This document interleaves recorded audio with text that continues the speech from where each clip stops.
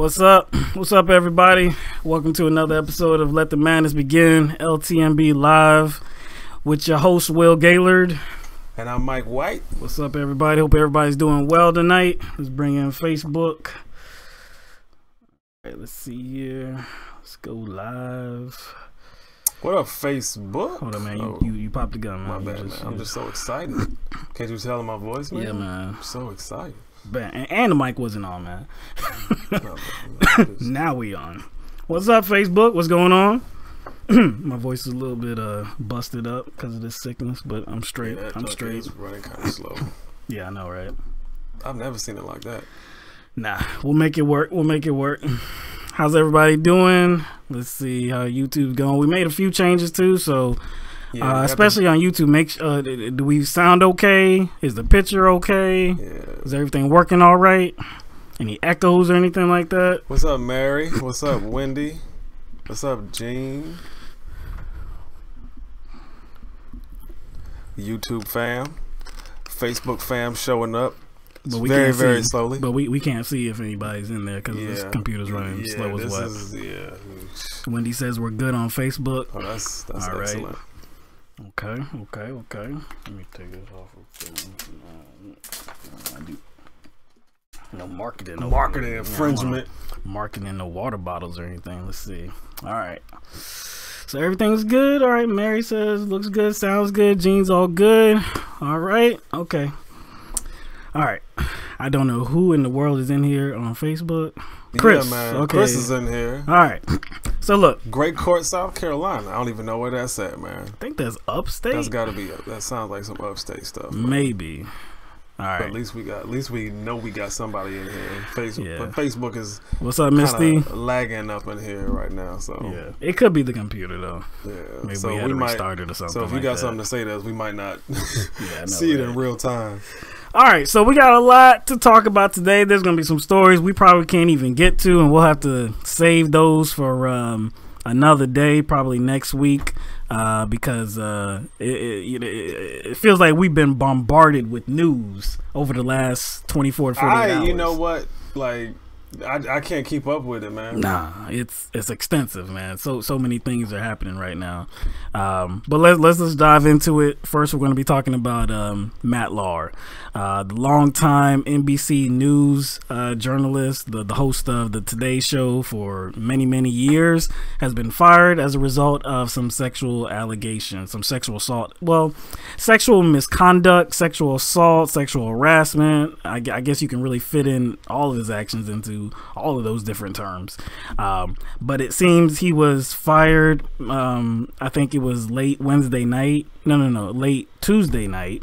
And I guess the host of Today didn't find out until a couple hours before they were scheduled to broadcast. Hoda and Savannah Guthrie didn't find out till a couple hours before they had to go on. And you could tell when they addressed it on the morning show, and you can tell Savannah especially how kind of torn up she was about it, how mixed up in her feelings she was.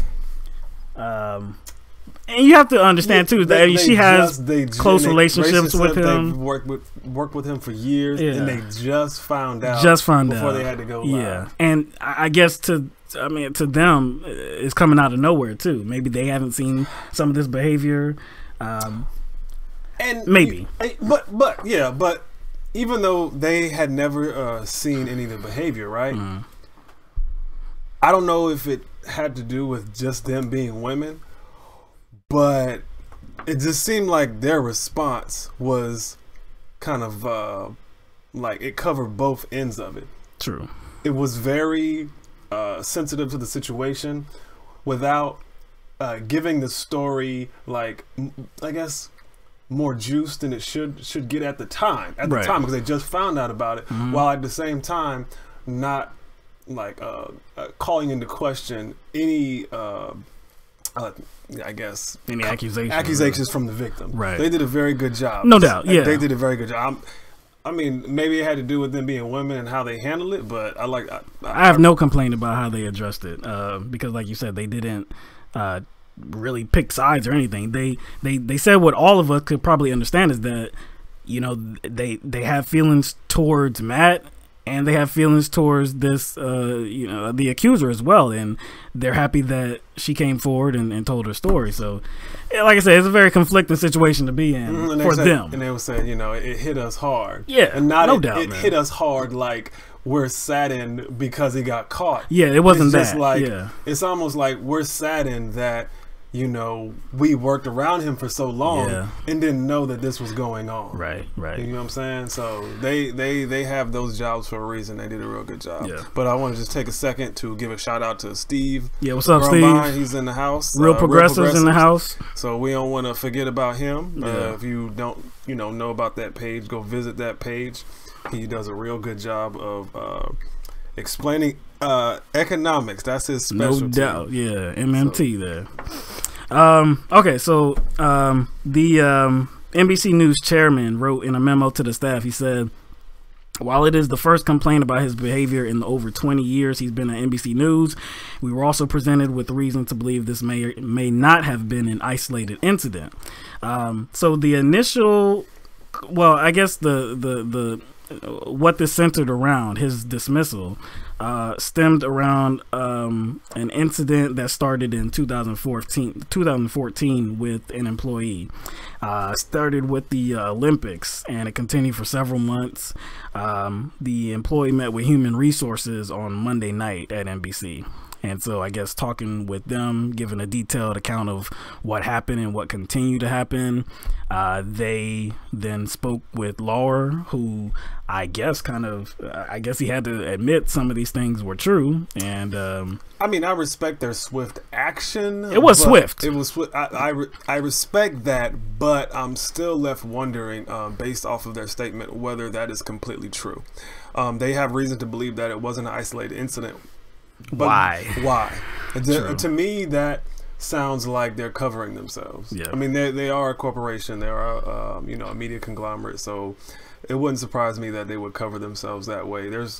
I just don't think there's any way that after 25 years? Yeah. I can't remember how many years. Over 20, I believe. Yeah. 25 years of working there, and some of these allegations and some of what he did is very egregious. Very egregious. And I'm pretty sure some of these women maybe came forward and offered NBC a warning at some point. It's possible. It's possible. We don't know that to be true. We don't know it to be true, but I just have a hard time believing, especially some of the things I read about what he did. Mm-hmm.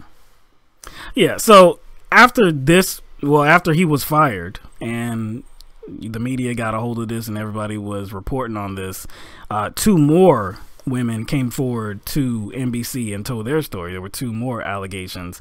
One of them being a former employee, no longer works there.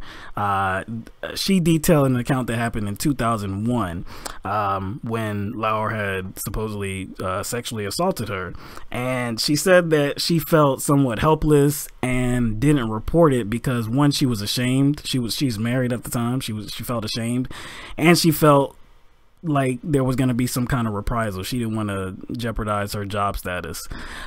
So this is per the New York Times.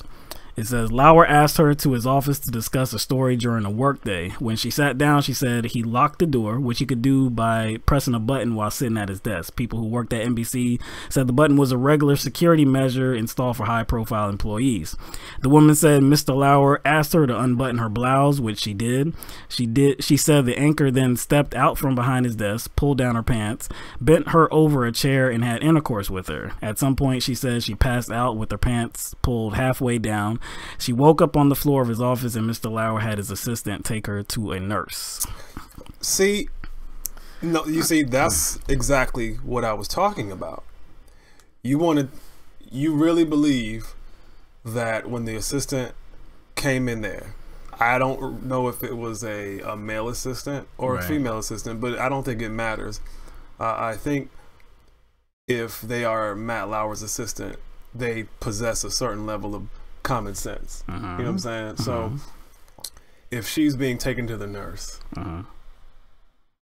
come on, that's why I'm saying seems like that episode would have got out somehow. It would have got out. That's what I'm saying. I think that there was probably some kind of chatter or rumor or something that was going on. That's why I just don't believe that they didn't know that something had gone on, especially with a situation like that with somebody else involved.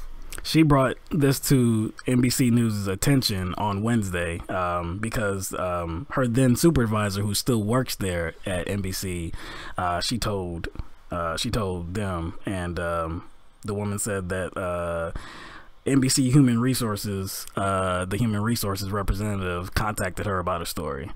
So that was just one incident. The other one I don't think I have any details about. That was specifically told NBC. What? You talking about the Christmas gift one? I didn't even see that. Oh one. Yeah, apparently there was like during Christmas, he gave a Christmas gift to a woman. It was like some sort. Oh no, okay, yeah, okay. Well, that wasn't what was told directly to NBC.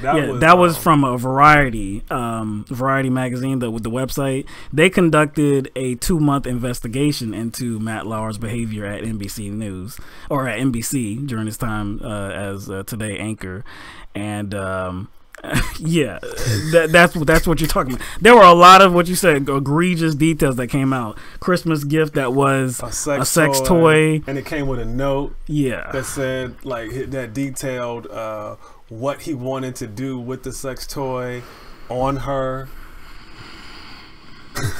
Yeah, man. Also, he would summon different female employees to his office. He would drop his pants and expose himself to them. There was one account to where he did this and the woman was so horrified, so mortified by it, but she didn't do anything about it. And in some way, he reprimanded her. He punished her in some way. I don't know exactly how, but she got reprimanded because she didn't perform any sexual acts at that time. I don't know. To me, all this stuff, all these situations where men are abusing their power, to me, it really doesn't surprise me a lot because it runs in line with everything we talk about as far as politics. Because these are vile creatures, these are vile human beings doing vile things in their spaces where they have power. But again, that can apply to everything we talk about every day. It can apply to the Dakota Access Pipeline. It can apply to this tax bill. It can apply to health care, and it could apply to corporate subsidies. It can apply to anything. It could apply to environmental regulations being rolled back. It's a bunch of vile people doing vile things. So why are we surprised when the people in I guess who in high positions in the media or in high positions in the government, like Roy Moore, do vile things? Yeah. You know what I'm saying? They abuse their power. To me, it's all connected to the same kind of attitude. And they're always enabled as well. Not just by the company that they work for, but if they're so high profile, when news comes out, there's people that make excuses for them.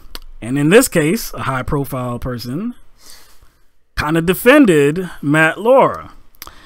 Geraldo Rivera came to his defense. He offered a series of tweets defending Lauer.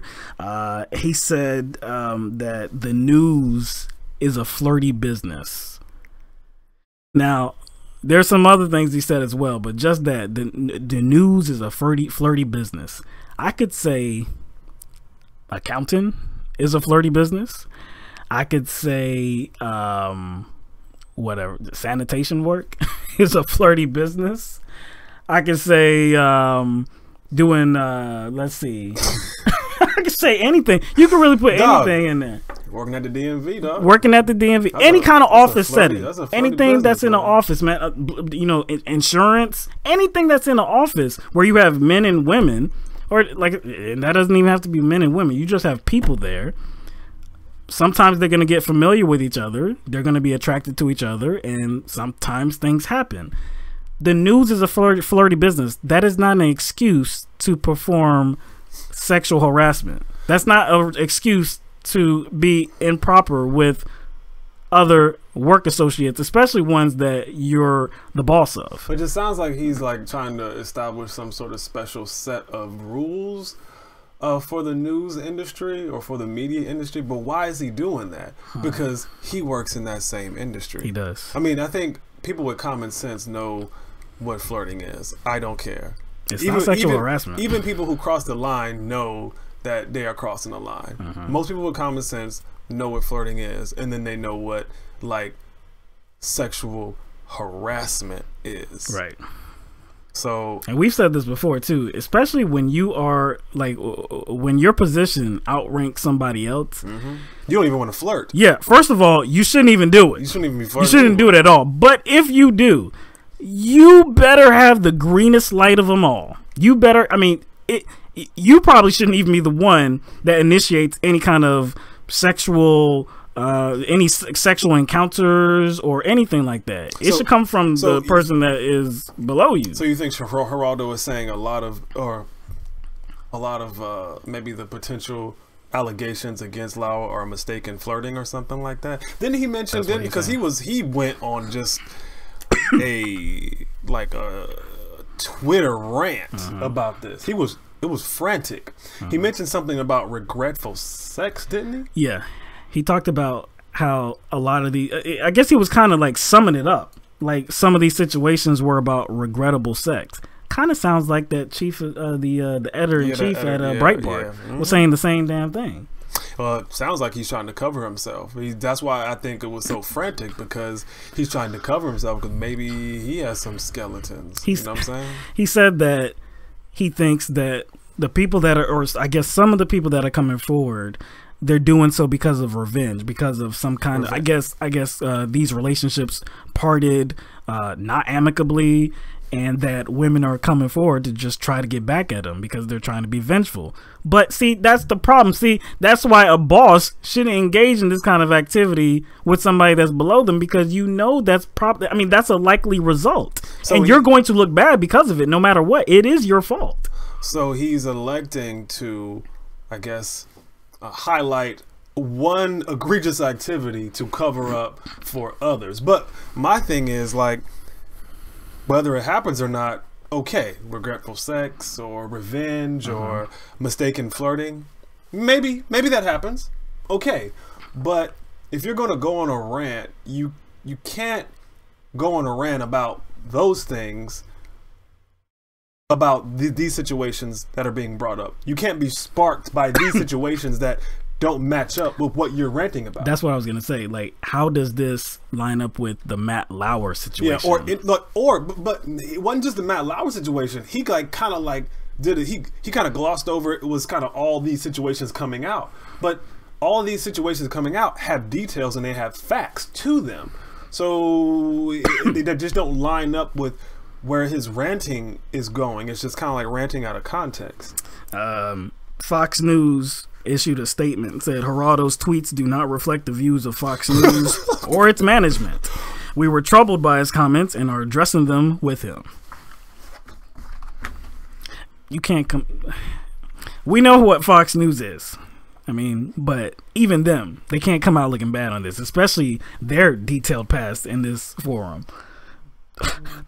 I mean, do I got to? Do I got to rattle them all? Essentially, the one who started Fox News, exactly, Roger Ailes, exactly. So, O'Reilly. I mean, this has been something that has been talked about, and with Fox News being at the top of the list, so they can't look bad, and they can't look bad. Like Geraldo Rivera, you can't be doing this, making Fox News look bad. Nah, we've already taken so many hits because of this. So. Whatever. We'll see what happens with that.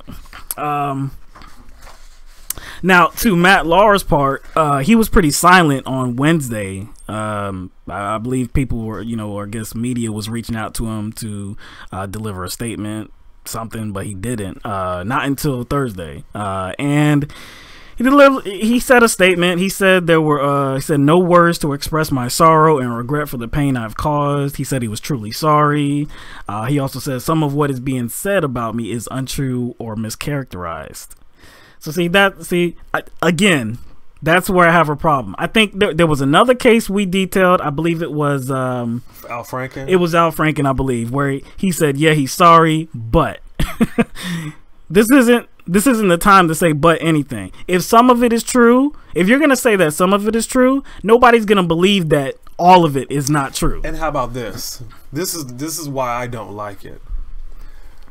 Because that's purposeful. Because if you're going to like make a claim that, well, some of the stuff is true and some of it's not, you better be very detailed about what that is. Yes. Not just say like some blanket statement like, because to me, some of it's true, some of it's not. To me, then we're like, what? To me, what that looks like is he's just trying to cast doubt. It's like, well, maybe some of it's true, maybe some of it isn't. He's just trying to cast doubt, so maybe some of it was really just innocent flirting. I guess like the worst of it is what he wants you to go to. Again, like that bad stuff you heard. No, that's not true. It's more about what he doesn't say. So that's the thing. It just doesn't make sense. Like if he was truly interested in setting the record straight, he would be very forthright about like leave out the qualifier. Yeah. Leave out the qualifier. Just say you're sorry and your behavior was shameful. He said he's ashamed and he's embarrassed. But what is he ashamed and embarrassed for? Getting caught. Isn't that how it always goes? That's how it always goes. That's how it always goes. Yeah. You ain't sorry. You just sorry you got caught, right? So, of course, our President Trump, had something to say about this. He tweeted out, "Wow, Matt Lauer was just fired from NBC for inappropriate sexual behavior in the workplace. But when will the top executives at NBC and Comcast be fired for putting out so much fake news? Check out Andy Lack's past." Okay. The conversation is inappropriate sexual behavior. Why do you, in the same statement, in the same post on a Twitter post, why are you talking about fake news? That doesn't make any. That's not the conversation. Can you stay on topic? Because the topic is always him, though. That's why. Because that's what it always goes back to. He's not talking about fake news. He's just talking about himself. That's all. It's like when I saw this, I'm like, you can't even stay on task for 280 characters. But you already know why he can't stay on task, though, because he knows, well, I think deep down inside, his subconscious knows he's not qualified for the job, so he has to spend his time on Twitter. That's all. It's this diversionary tactic. It's for a lot of things. I can like name 5 different things. Like it would be, I guess it would be connected if Andy Lack was guilty of sexual assault or inappropriate sexual behavior, but that's not what he's suggesting. He's suggesting that Andy Lack is guilty of, I guess, putting out some fake news, which is not relevant to inappropriate sexual behavior. I guess what he's trying to say is, if you're going to like remove one alligator from the swamp, you gotta drain the entire swamp. It doesn't matter. So it doesn't matter the reason. No. Let's just get NBC. You see how it makes sense now? I see how he made sense. Oh of Trump my tweet. gosh. See, it's easy. It's very easy to make sense of him, man. Also, this was just about a couple hours later. He put out another tweet. Said, so now that Matt Lauer is gone, when will the fake news practitioners at NBC be terminating the contract of Phil Griffin? And will they terminate low ratings Joe Scarborough based on the, quote, unsolved mystery that took place in Florida years ago? Investigate. I like how he put like an exclamation mark behind that. Like, who is he telling that to? Who? So this was a situation I had never heard about. Yeah. We had to go back and actually look at it. I never heard about it. So this is about an incident that happened on July 21st, 2001, where a female staffer was found dead inside the office, the district office of Joe Scarborough. He wasn't there at the time. He was away. He was not in the city. He was away somewhere.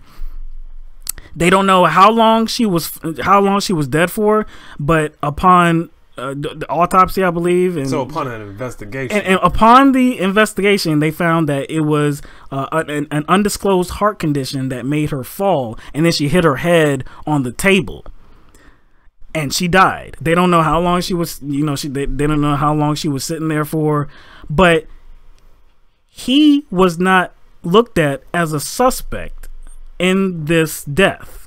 He was never looked at as a suspect in this death. But you know how conspiracy theorists work. Since it was his office, he must have had something to do with it. And see, that gets my brain thinking. I'm like, okay, if Joe Scarborough if he actually had something to do with this would have been the sloppiest cleanup job I've ever seen in my life. You're telling me that there was some orchestrated plan to kill this woman, and he left her underneath his office, underneath his desk in his own office? That would suggest that he is guilty, right? Well, I mean, you know, the response would be, you know, just to play devil's advocate or devil's idiot. Devil's idiot. I mean, they would say, well, he had somebody do it. But why would they leave him? Like, it doesn't matter. You already know that whatever is in the imagination of the conspiracy theorists is plausible. So again, it's not based on facts and reason. It's just based on like what my mind can create. Mm-hmm. And he knows that. Again, he's very. That's what Trump is very good at. He's good at open-ended sentences, so people can fill in the blanks. So Trump, the president of the United States, is feeding into some conspiracy theory that I mean, of course, this is not surprising news at all, but still, it's President Trump.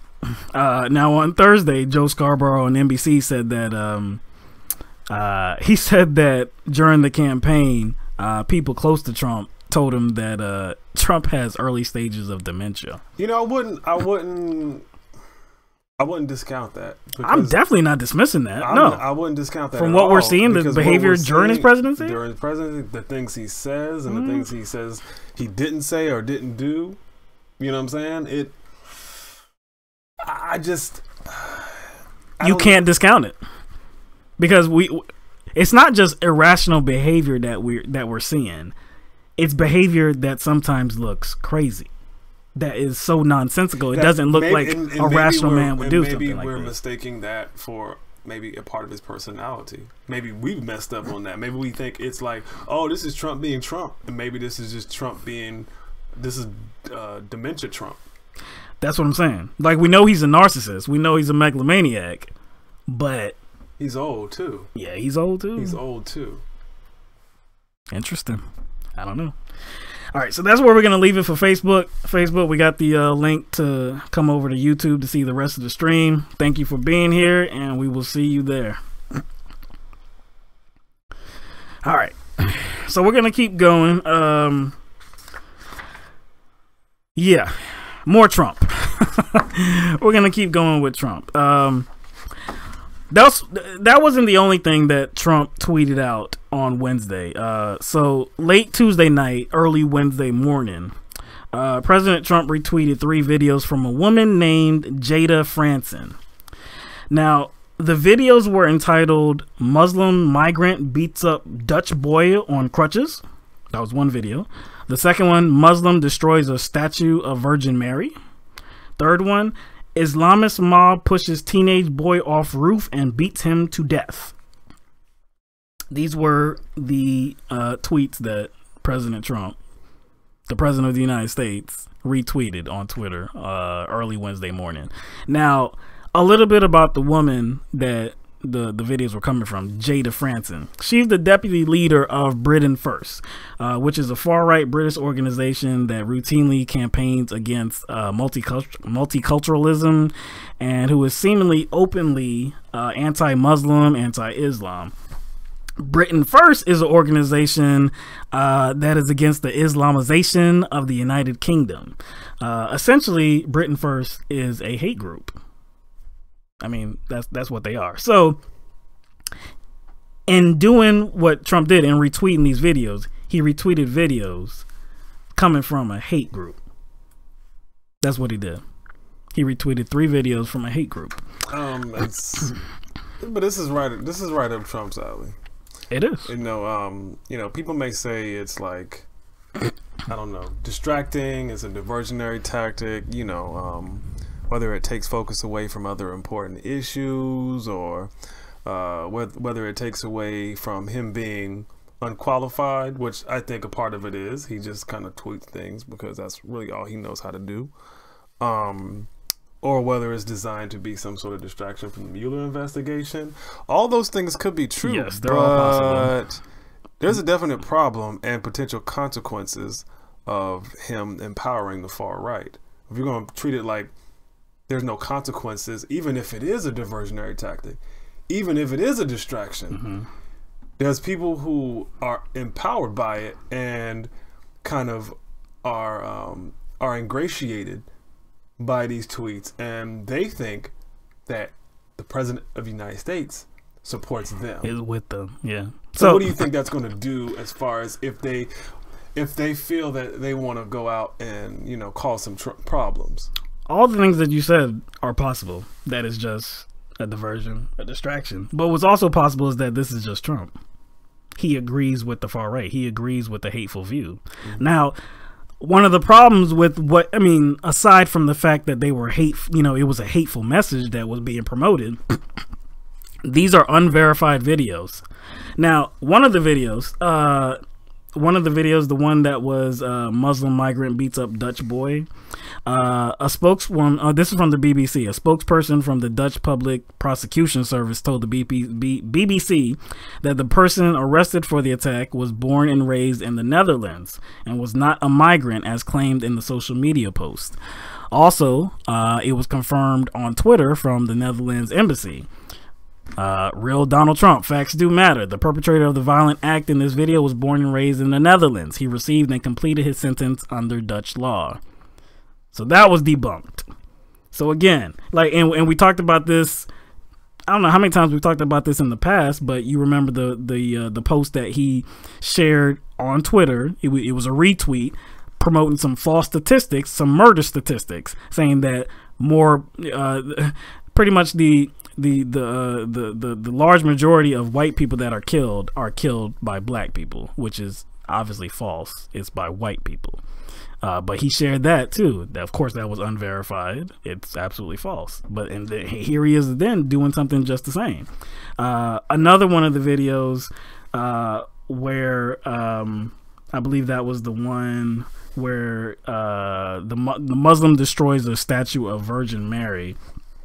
I believe that one was uploaded in 2013 to YouTube. And the man in the clip says no one but Allah will be worshipped in the land of the Levant. So that could place him in Syria. Not in the UK. Not in the UK. The third video is supposedly from a riot that took place in Egypt in 2013. Not the UK. And those that were involved were prosecuted in 2015. And one man was executed. So none of these videos. But see, I mean, even beyond Trump, and beyond this group, this hate group, facts don't ever matter when people have a desire to hate. Yeah, that's true. You know what I'm saying? Like, essentially, that is the dilemma.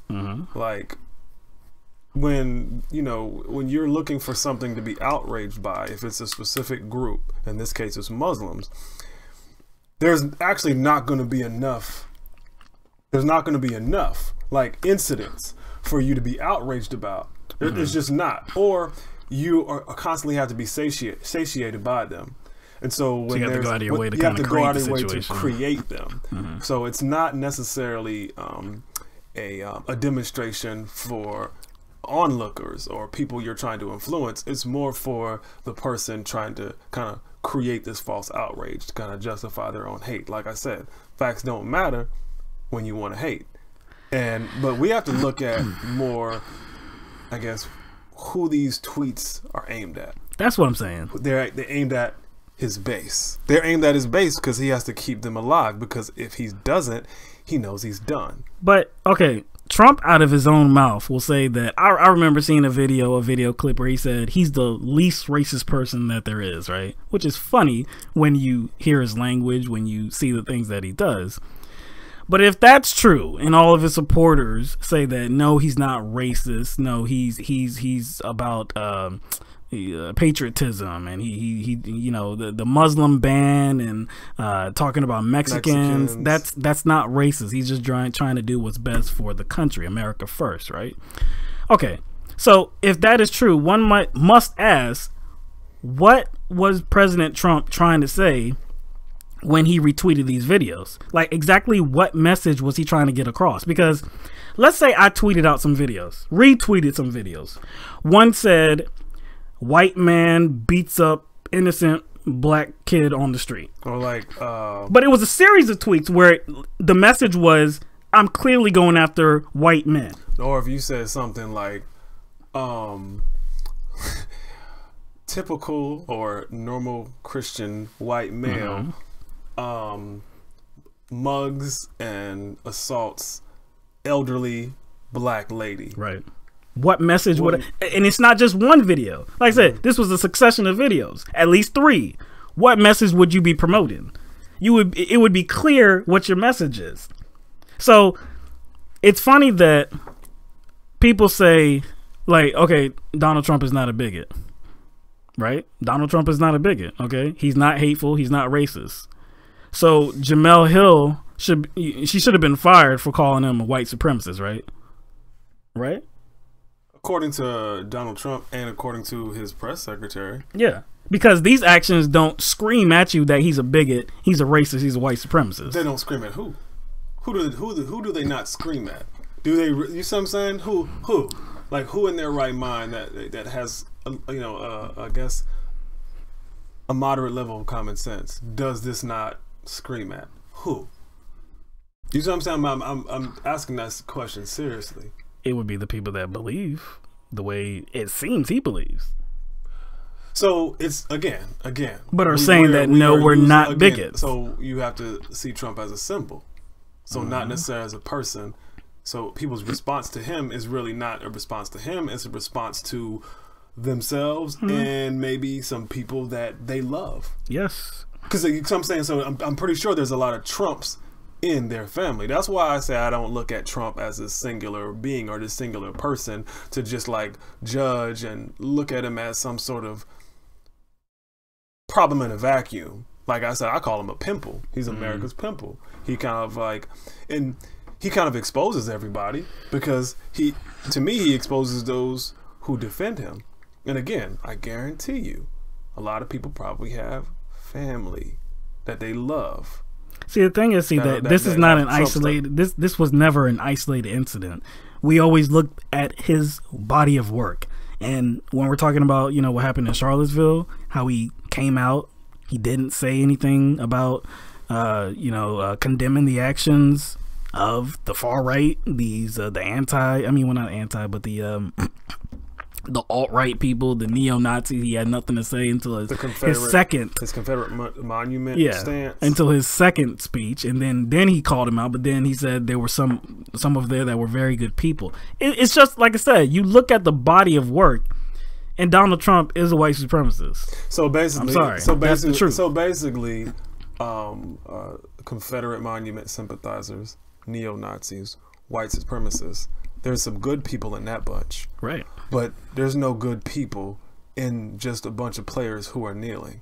There's no good people on ESPN like Jemele Hill. Those aren't good people. I would also have to say that he believes that there are no good people that are Muslims as well. There are no good people. Because the message that he was sending was clear as day that I have a problem with Muslims. I have a problem with Islam. By sending those 3 videos, by retweeting them, loud and clear, we got it. So of course the backlash was loud and it was quick. The British Prime Minister Theresa May condemned his words, condemned his actions. I mean, Theresa May, goodness gracious, exactly. It's something when conservative Theresa May. When Theresa May calls you out. Exactly. Brendan Cox, whose wife, if you remember, this was a couple years ago. His wife got killed. She was a British MP, Joe Cox. She got killed by a guy who shot her and stabbed her. And before he did that, he yelled out "Britain first." Britain first. Again, that's the same group that's sending out these videos. So he put something on Twitter. He said Trump has legitimized the far right in his own country. Now he's trying to do it in ours. Spreading hatred has consequences, and the president should be ashamed of himself. But of course, you know, he is not ashamed of himself. Also, the Labor MP David Lammy, he put out a tweet as well, and he said, Trump sharing Britain first. Let that sink in. The president of the United States is promoting a fascist, racist, extremist hate group, whose leaders have been arrested and convicted. He is no ally or friend of ours. Donald Trump, you are not welcome in my country and my city. This is a real teachable moment right now, because there's teachable for who? Well, it may not be teachable like in this kind of immediate time period that we're in right now, what you would call like the Trump era or whatever, because I guess each administration gets their own era, like the Clinton era, Bush era, Obama era, whatever you want to call this era. But maybe in the long run, you know, we can look back on this and people will see who was on the wrong side of history. Oh, we're definitely going to be looking back at this. We're definitely going to be looking back at this because, you know, I think a lot of people are prisoners of the moment when it comes to certain events that happen, and a lot of times you say, oh, this is the worst that it's ever been, or this is unlike anything else. But Donald Trump is truly irregular. As the president of the United States, he's truly irregular in his words and in his actions. Really Maybe not in what he wants to get done, but the way that he goes about executing these things, he is irregular. Okay, the way he goes about it. Yes, not about what's inside and what his intentions are. I'm talking about what comes out, like what the results that we see are. That's truly irregular. Also, Piers Morgan. Now, he considers himself a friend of Donald Trump. He tweeted out, he said, what the hell are you doing? Please stop this madness and undo your retweets. He also tweeted out, and I have this one up, he said, do you know what Britain first is, Mr. President? If you do, then you must realize your endorsement of them today makes you a racist and Islamophobe too. Are you? So even his own people, you know, I guess Piers, like I said, he's a self-described friend of Donald Trump. It's like, what are you doing, man? You know what? It's not enough. It's not enough. It's not enough. I look at this the same way I look at, you know, the booty bandits. I grow skeptical of the whole, you know, the allegations being made public and men being raked through the coals by other booty bandits. That's what I don't like about it. I know there are booty bandits that are still there and kind of maybe cutting some deals, you know, behind the scenes and putting other booty bandits on blast while they remain unscathed. I see a lot of that happening with this situations like these, when it's easy to call out the most overt forms of racism. It's easy to call out the most overt forms of bigotry when there are moderate bigots. I don't know how really you can be moderate in that, but you're more moderate in your tone and your delivery. Like I said, how it comes out. How it comes out. Yeah. And it's like, I don't really have respect for a lot of the people who are calling him out, because they perform what we call like soft bigotry all the time. It's kind of like light, and it's kind of very suggestive. It has a lot of innuendo. It's just not as upfront and, I guess, explicit as Trump's. True. That's what I'm saying. That's why I said his presidency is very irregular. But like you said, you don't respect these actions, calling them out, because if you're going to call out Donald Trump, why don't you call out the rest that aren't as blatant in the words? Yeah. As vulgar. What's the difference between Donald Trump and, let's say, like a Ben Carson or a Michelle Bachmann or Mike Pence or like a Louis Gohmert or like a Steve King, Sarah Palin, what the dude down in Florida, whatever, you know what I'm saying? Like, what, the governor? Yeah. Scott. It's like, what's the difference? There is no difference, and that's what I fear comes out of always placing Trump on this pedestal as if he represents this epitome of bigotry and this epitome of racism, as if somehow if Trump wasn't here, like, like this kind of hatred for marginalized people wouldn't be. That's all. I just don't want it to go there, and I see kind of people using Trump. It's weird. But see, like you people said, use Trump as an opportunity to make their moderate and their soft bigotry like seem like, you know, like, oh no, it's like, you know, they feel better about it. But like you said, Donald Trump, him being on the scene, now him being president, his whole campaign gave people an opportunity to make their bigotry cool. Like they, you know, like before it was kind of suppressed. You didn't see so much of it out loud and in your face. But with the arrival of Donald Trump and his campaign is very racist, is very divided, xenophobic campaign, people were saying like, okay, well, he's one of us. Look at him. He's making it popular. We can be out and open and proud about our views now. All right. Yeah. That just solidifies our point. Yeah. Because they were already there. They were just waiting on somebody to tease them out. No doubt, man. Yeah.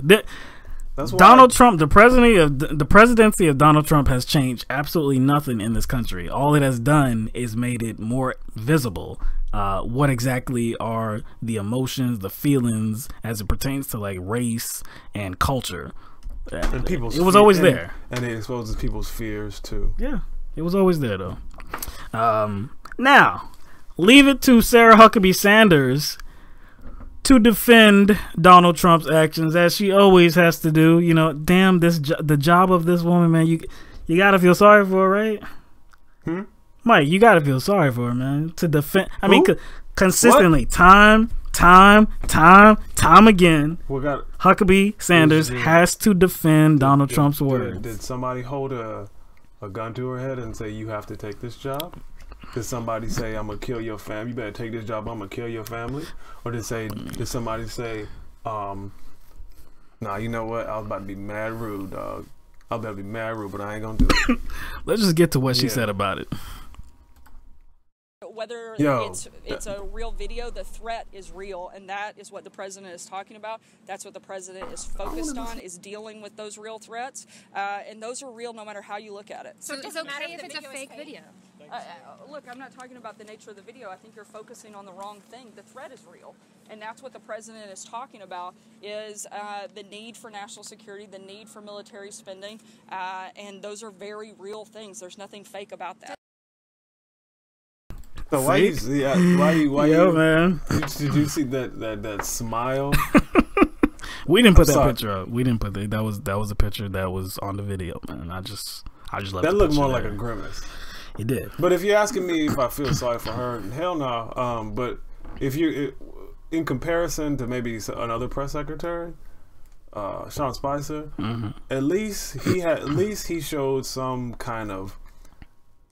I'm loosely saying some sort of conscience, because, you know, he fumbled through everything. I don't think that's a matter of him being like having stage fright.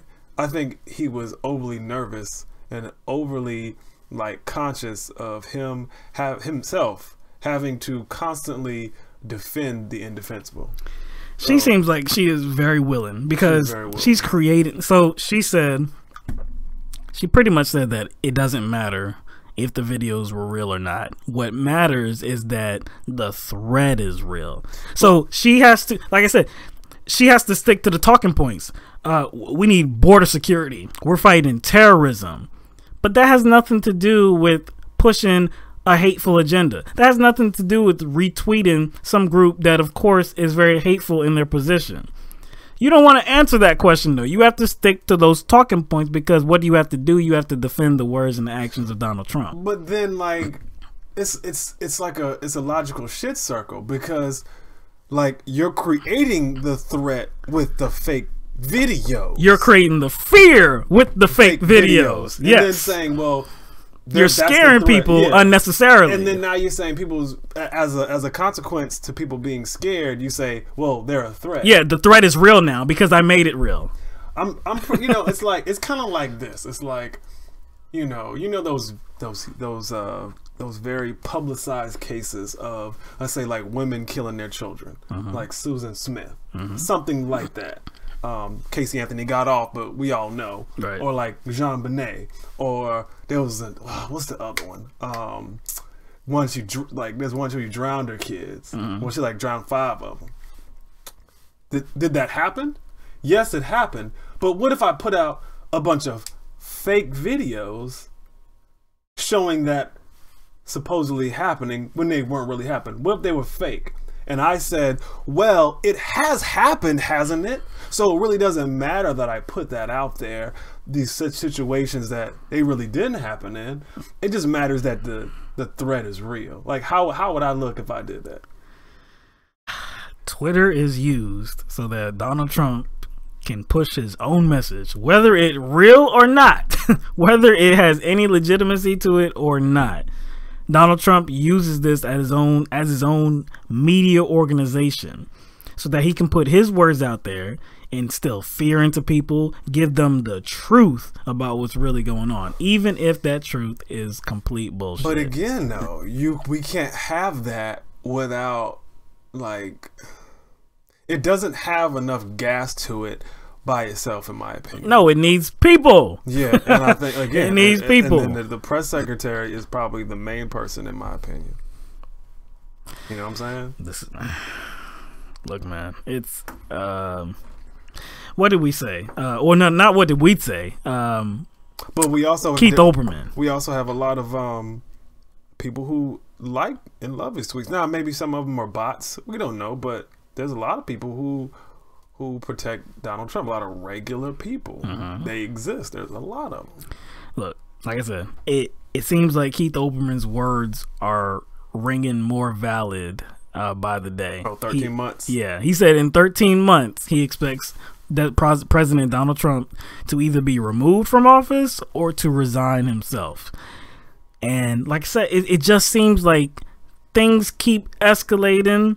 If he does have dementia or whatever the case, if it has to do with Russia and his efforts on that end, whatever it is, it just seems like it's escalating to a point where it kind of seems unbelievable that he's going to stay in office. It's getting there. Because what is this a sign of? I mean, like, we can talk about each and every situation, whether it's him talking about Mexicans, Muslims, or black people, or asking the executives or CEOs of media networks to be investigated, or the birth certificate thing, or him making fun of a disabled reporter. I mean, you can name it.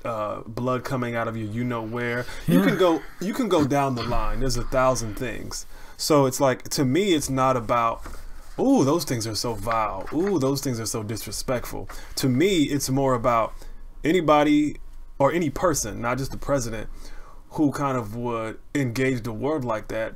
How can you expect them to do the most important job on the planet? So it does speak to his qualifications, because remember, he didn't have no government experience. So to me, it would behoove somebody like that to at least walk a certain walk that would indicate that he can do the job. But it's obvious that he can't. All those things that we talk about are not an indication of just his vileness, like I said, and his hatefulness. It's an indication of him not even being qualified for the job. You can't expect somebody like that to make sound decisions. Right. You know what I'm saying? So more about his I guess his qualifications, more about his temperament, and if he's actually prepared to be the president for 3 more years. According to a report by the New York Times, President Trump is still questioning Barack Obama's birth certificate. So he's still questioning if Barack Obama is a legit U.S. citizen, if he was really born in Hawaii. Now, we know that this goes back to, I believe, 2011, maybe a little bit before then, where Donald Trump began this crusade trying to discover if Barack Obama was actually a U.S. citizen. I remember him saying that this would have been the biggest con ever perpetrated in America if he actually became the president but was not an American citizen. But then late last year, people probably remember this. I remember we discussed this.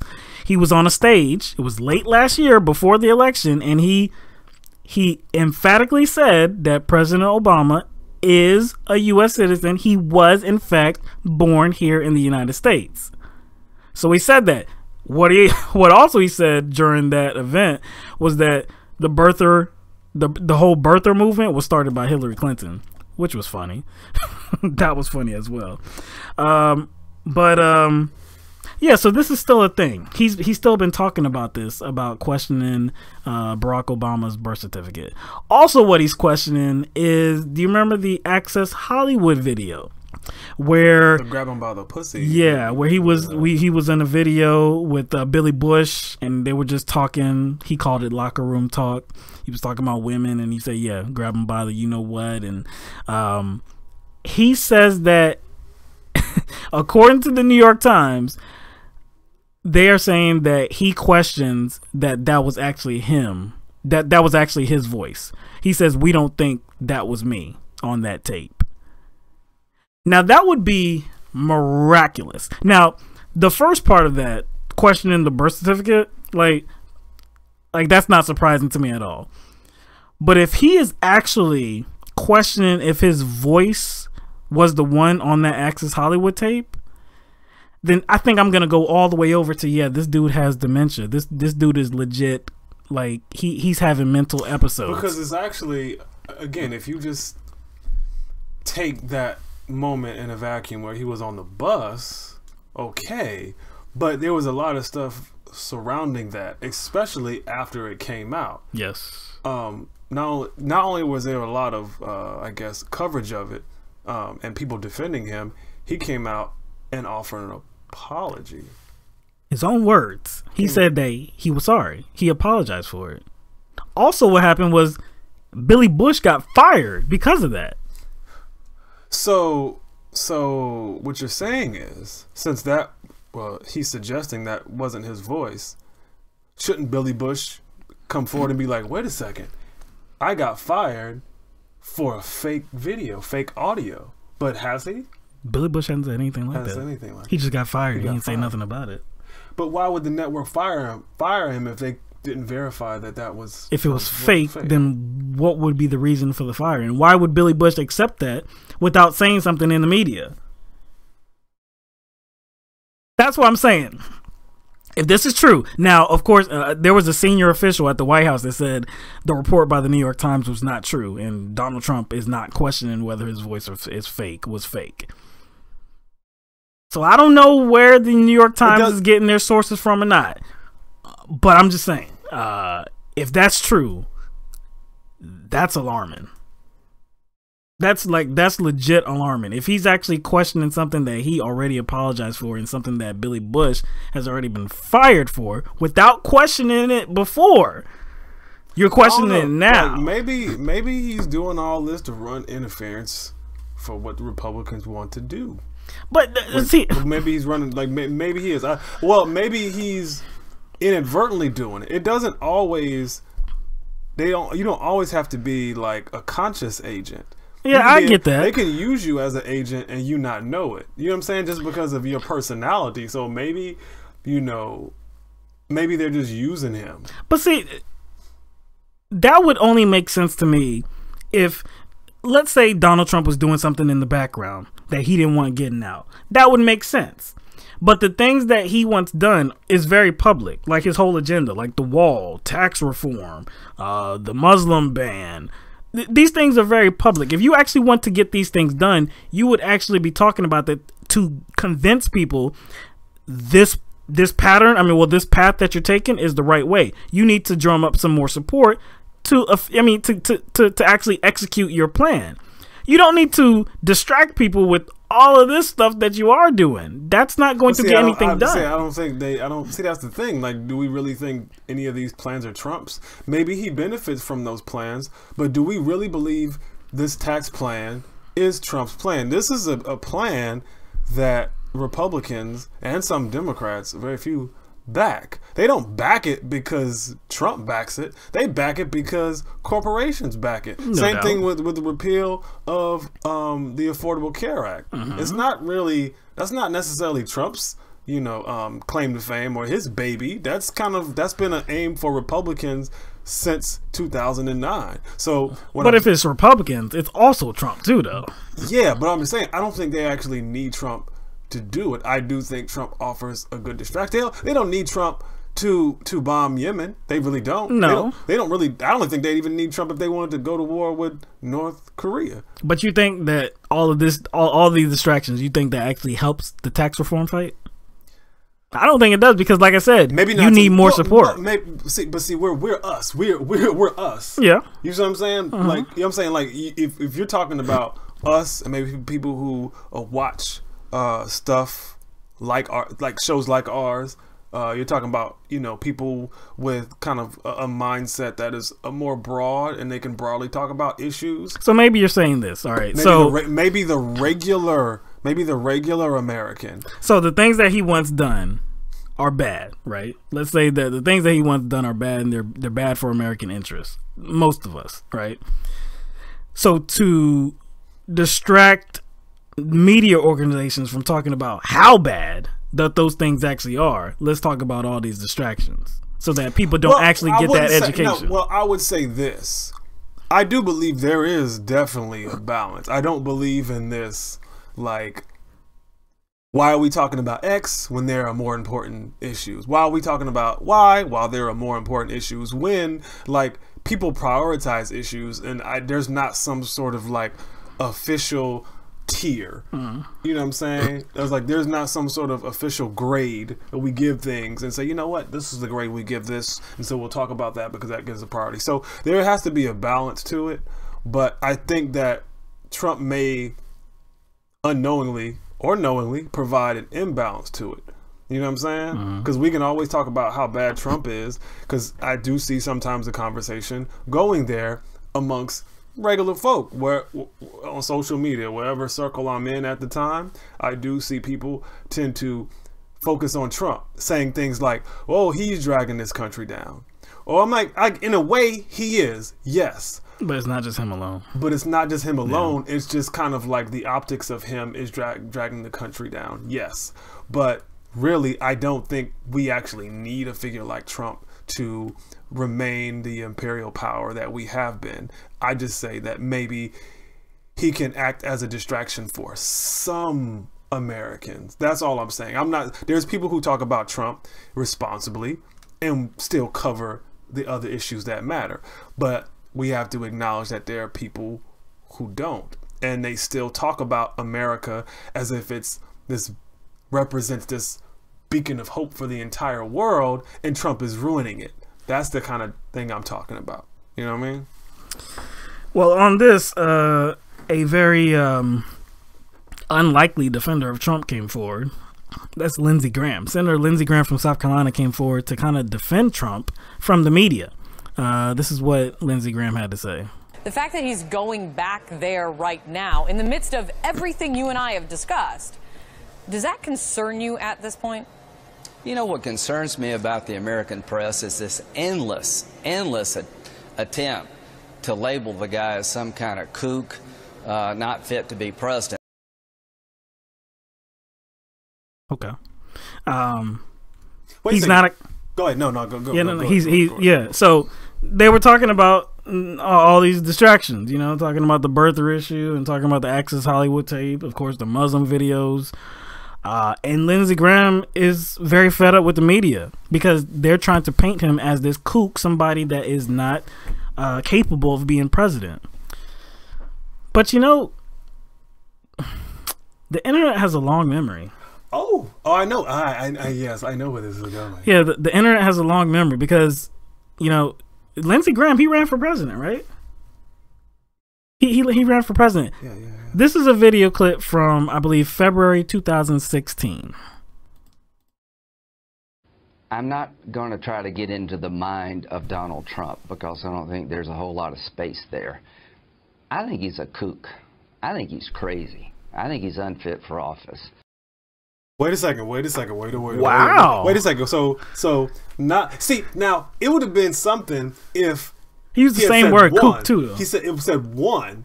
So crazy, a kook, and unqualified. All not fit to be president. Trifecta. hat trick. Oh, and he also put a dig on him at the beginning and said, I don't want to get into the head of Donald Trump because I don't think there's a lot there.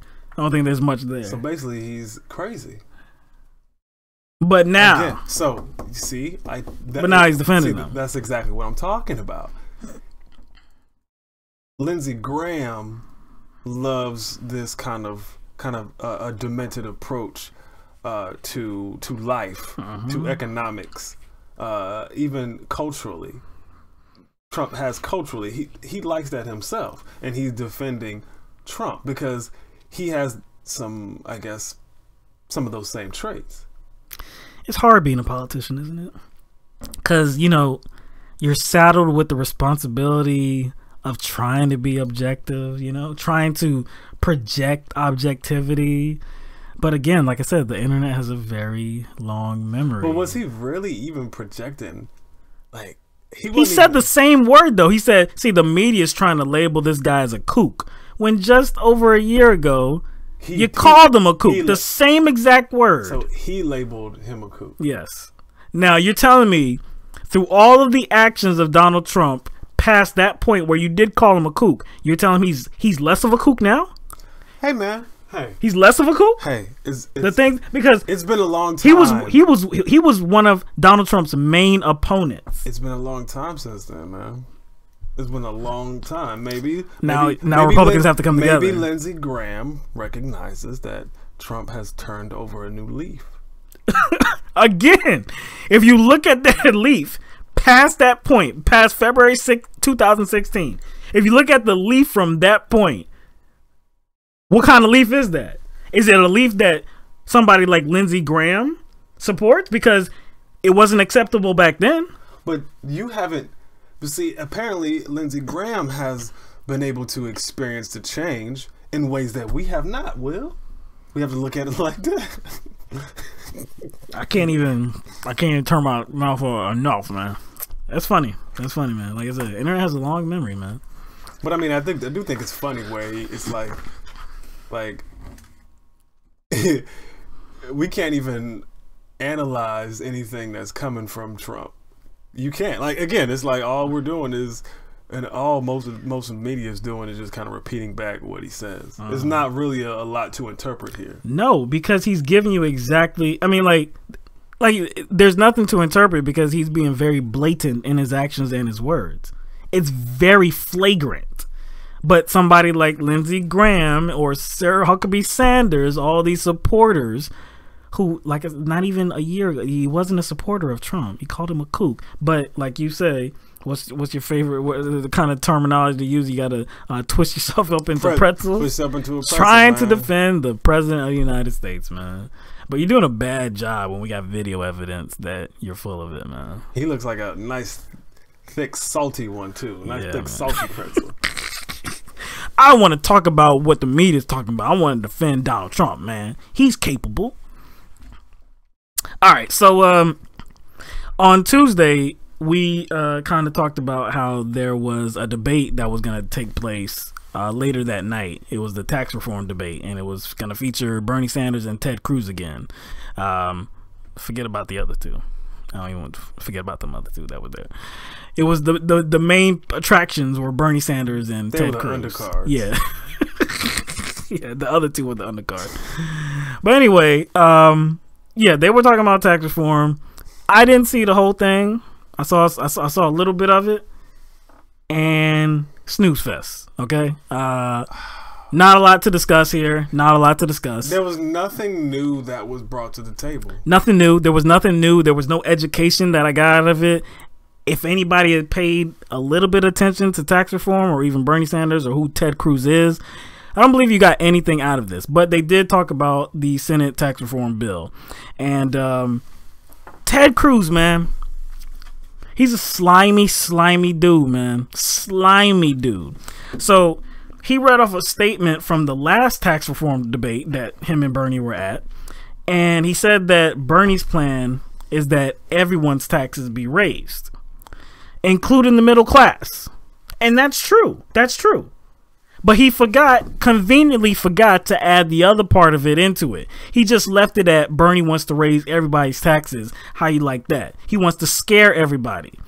So Bernie, he did the same thing he did last time. He did the same thing. He did it last time too. So he was trying to like use the same move. Same move, man. Like he doesn't change, man. It's like fighting Glass Joe, man. Anybody? I gotta go back, man. I had to take it back. Glass Joe on Mike Tyson's Punch Out. Put Glass Joe on blast. I'm just saying. You knew what he was gonna do. First guy. Maybe somebody will like superimpose Ted Cruz's face on Glass Joe. That would be mad funny. And Bernie. It's like yeah. That'd be funny.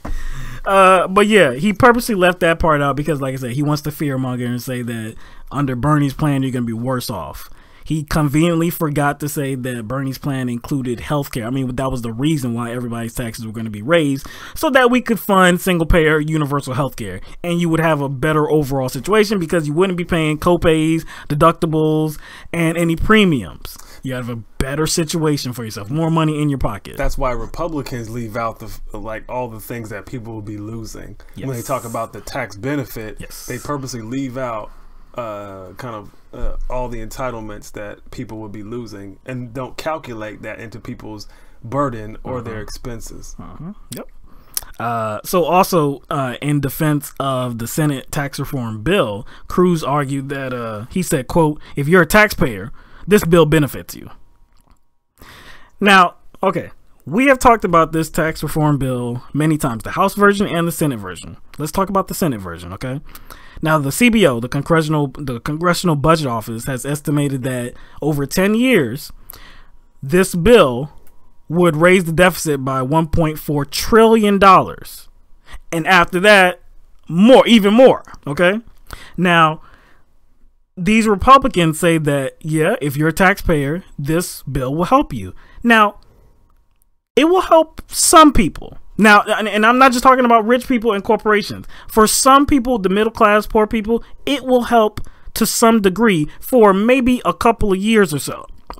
But what's the significance of how much they're being helped? That's exactly. As it, like, I mean, in comparison to the wealthy people and the corporations, not a lot. They are getting the most of it. And the extent that your poor people and middle class people are being helped, all that help will evaporate by the end of 10 years. Anybody that is earning under $75,000 will see an increase in their tax burden. Everyone. That means everybody under $75,000 a year, their tax burden is going to increase significantly. But what will remain, who will keep getting, some net benefits from this are people making over that. They wanted to make that permanent too. Permanent, non-negotiable. They wanted to write that into law. That'll be permanent. So, I had seen that, and you may have as well, but I had seen that the White House was trying to put out this narrative that the bill was actually going to pay for itself. No, the CBO determined that is absolutely not true. It will add $1.4 trillion to the deficit over 10 years. But see, again, there's the language again. When they say it'll pay for itself, what they mean is just the burden is going to be shifted. That's all they mean. It's going to pay for itself. Like, who is he speaking on behalf of when he's saying that? Right. It's going to pay for itself. Yeah. Just means that, like, his corporate besties are not going to feel the brunt. Right. So it is going to pay for itself because he's only talking about a certain segment when he says that. So that's actually a true statement because he's not speaking the same language that most people speak. And see, I know I've pondered, right? I say pondered, I'm not really pondering. But it's like, there's no way that these Republicans are ignoring what the CBO is saying. There's no way that constructing this bill, there's no way that they would come away with, well, you know what? If we execute this tax plan as the way it's written, significantly less money is going to be coming in to the federal government because these rich people and these corporations are going to be getting these tax breaks. We're going to slash the corporate tax rate. We're going to be bringing in less money. If we bring in less money, the deficit is going to go up by trillions of dollars. So there's no way that they actually don't know that information. But But so what does that tell you? That tells me they have a plan. That tells you that maybe all the deficit talk and funding the government is all bullshit anyway. Well, they just want to give corporate America a tax break. They don't really care about the. So that's what I'm saying. So if they're blatantly like bloating the deficit, maybe they don't. Maybe they do understand that deficits don't matter, and that has been said by Republicans. Yeah, that was said by Reagan. But also, what I see coming is something that Bernie Sanders said at a debate as well, and this is something that we have talked about. If this is true that the deficit is going to increase in a couple years, when that starts happening, what do you think they're going to say? Oh man, look, we're going to have to start cutting these programs, man. Look at the deficit, it's rising, man. We can't keep spending on these entitlement programs. Medicare, we're going to have to cut it. Social Security, we're going to have to cut it. We're going to have to start cutting these safety nets, man. Come on, we got to do this as a country. We can't put this debt on our children's backs. Yeah. And that's what Bernie. But see, that's what I'm saying. I think it's all bullshit anyway. Bernie Sanders at the debate, he said these guys are going to come back. They're going to say, "Oh my goodness, deficit is soaring. We got to cut Social Security. We got to cut Medicare and Medicaid and education and programs that the middle class and working families desperately need." But see, that's the thing. Like, how's the federal government funded? The federal government is funded through Congress. The Congress could fund any of this. All of this, they could fund all of this. They could. That's the point.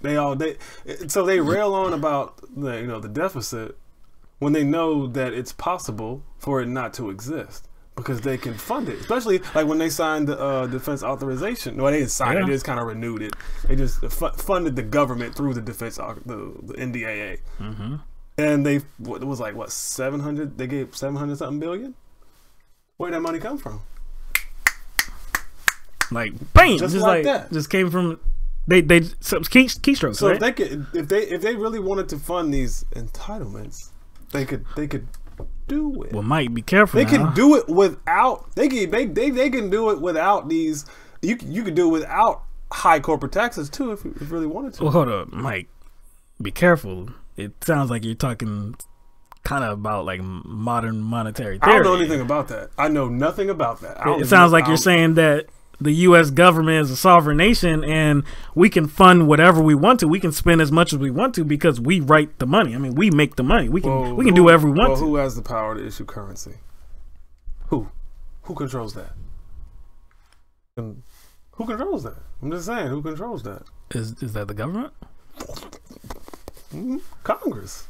Congress does that, huh? They do that. So like you said, if they wanted to actually support programs that are in the best interest of us, they could do it. But like I said, if this goes through, best believe in a few years when it starts hitting that deficit, Social Security, Medicare, education, all of this stuff, Republicans are gonna be like, look man, we can't keep doing this. Look at this deficit. It is ballooning. We got to do something. And they're not going to want to take back those tax cuts. They're not going to want to take those back, right? Because this is about job growth, investment in the country, investment in jobs, and labor force. The reason why it's bullshit is because there's no way they can actually accurately calculate how much taxes they would be able to take in anyway. Mm-hmm. They wouldn't. You cannot calculate that. That's how you know it's bullshit. John McCain, he has announced that he plans to support the Senate tax reform bill. He plans to vote for it. He said, I believe this legislation, though far from perfect, would enhance American competitiveness, boost the economy, and provide long overdue tax relief for middle-class families. This is not a perfect bill, but it is one that would deliver much-needed reform to our tax code, grow the economy, and help Americans keep more of their hard-earned money. Yeah, it'll do all of that for a few years, and then it will expire, and then we'll be in a worse situation. What did they give? What did they promise him? Man, I don't know, man. Because we know that what's included in this, the Senate version of the tax reform bill is the repeal of the Obamacare mandate. And he was the one who... He was one of them that was like... grandstanded. Nope, can't do it. Every single attempt this year to get rid of Obamacare John McCain was like, man, hold on, nah, this is bad. I can't do this. He even pump faked and it was like, psych, nope, I'm not going to do it. Yep. So he was like a semi-maverick for 5 seconds. A semi-maverick. Yeah. He lost some of that maverick standing. So, again, yeah, like you said, you got to ask yourself, what was he promised?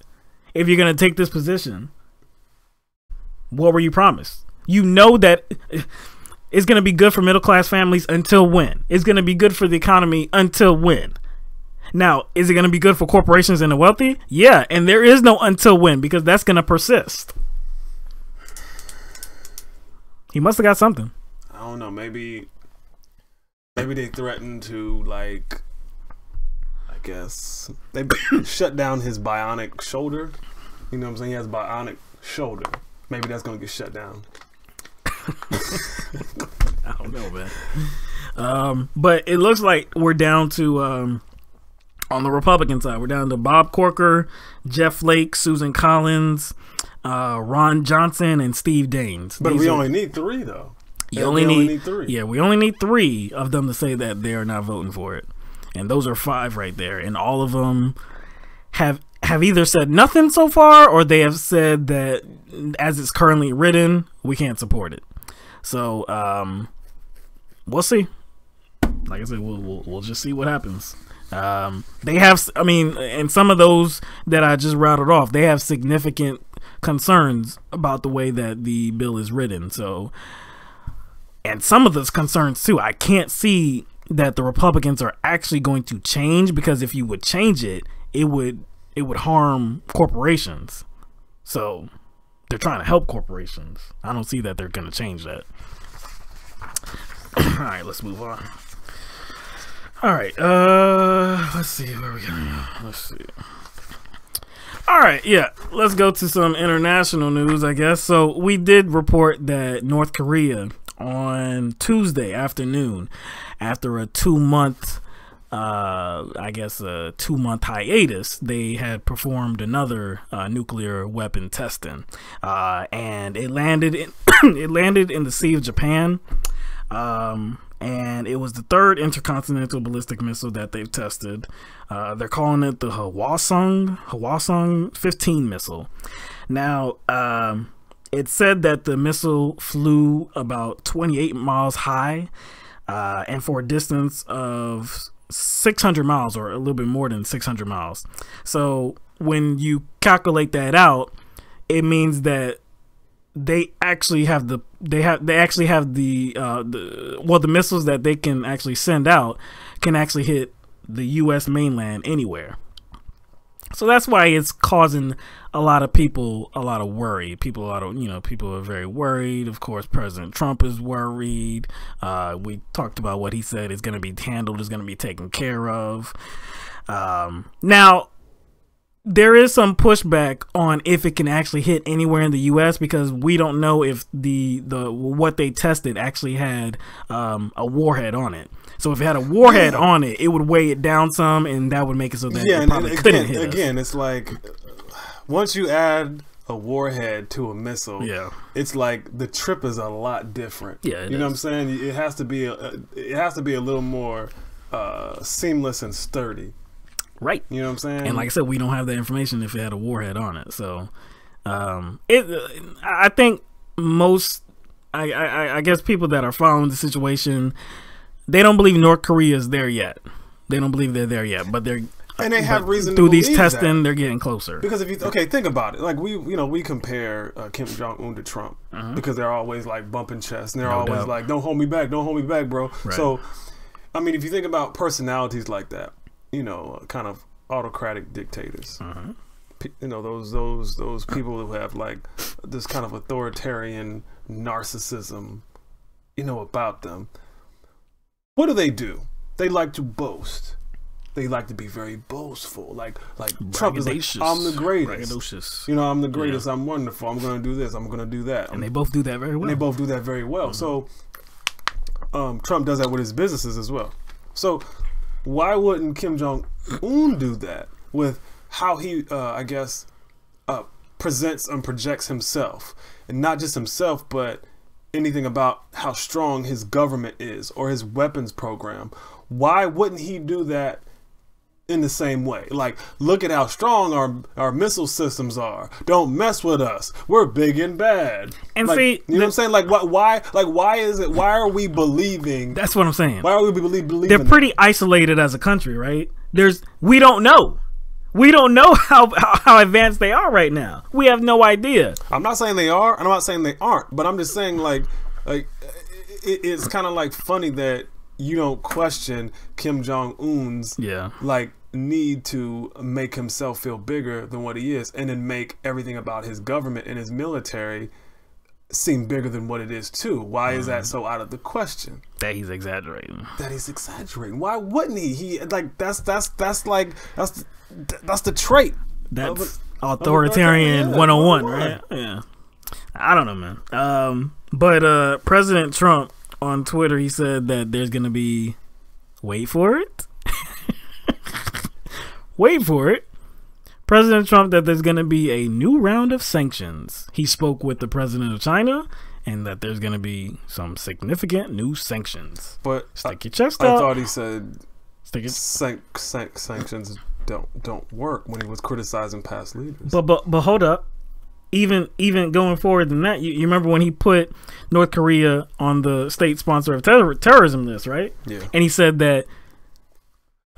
And that was before. That was before this. That was before that. He said that there was going to be some new sanctions, and this was going to be the full weight of sanctions. It's like no more could be happening on that front on sanctions. Right. But now we're hitting sanctions again. Yes. Does sanctions run out? Do they run out? Like, can we? Why? See. You making it sound like these sanctions have like a bump stock applied to them, so it makes it like a automatic. Yeah, it's everlasting. Everlasting, man. Like you can just pull the trigger and it keeps going. Yes, that's what he's making it out to be. Like, so he just got like rounds upon rounds. This is PlayStation. This is PlayStation, man. It's like Call of Duty. Yeah, man. Like unlimited weapons, man. Unlimited ammunition. Unlimited sanctions. Well, of course, if you have to make it sound like that. Again, he's doing exactly what his traits tell him to do. He has to make everything seem bigger than what it is because he knows it's not sufficient. Well, when I say he knows, you already know what I mean. He knows it's not sufficient. So then he has to exaggerate how good these sanctions are going to be, or how much, or the consequences of these sanctions. He has to exaggerate that because he has to kind of he has egg on his face. He's gotta look tough, man. He has egg on his face because Un is looking tough too, right? So who's tougher? Who's the biggest bully on the block? He's Un just essentially called his bluff. He did. He called his bluff. Full weight of sanctions? Really? No, bam! Wait. Test another missile. Full weight of sanctions, and we on the terrorists. We're terrorists. Terrorists, and we on that list. Okay, I got you. Got you. I see your terrorist watch list. I see your sanctions, and I raise you a missile. You know what I'm saying? So these are poker moves right here, man. All right, so Lindsey Graham again, Senator Lindsey Graham, he had some words about this current situation with North Korea. Does this latest intercontinental ballistic missile test bring North Korea to actually threatening the United States with a nuclear-tipped ICBM? Well, I'll let the intelligence community give you that answer, but I believe every test puts them closer. And the president has said, we'll take care of it. Not the United Nations, not China. We'll take care of it. And my hope is that North Korea will realize that he is serious about this.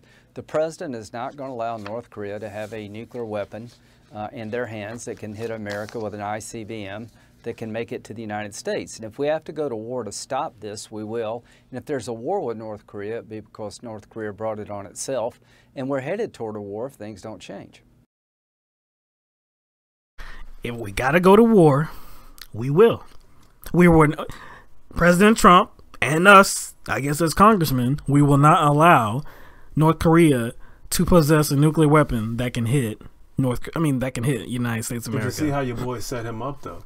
Did you see how your boy said? Did you see how he set Graham up? Mm-hmm.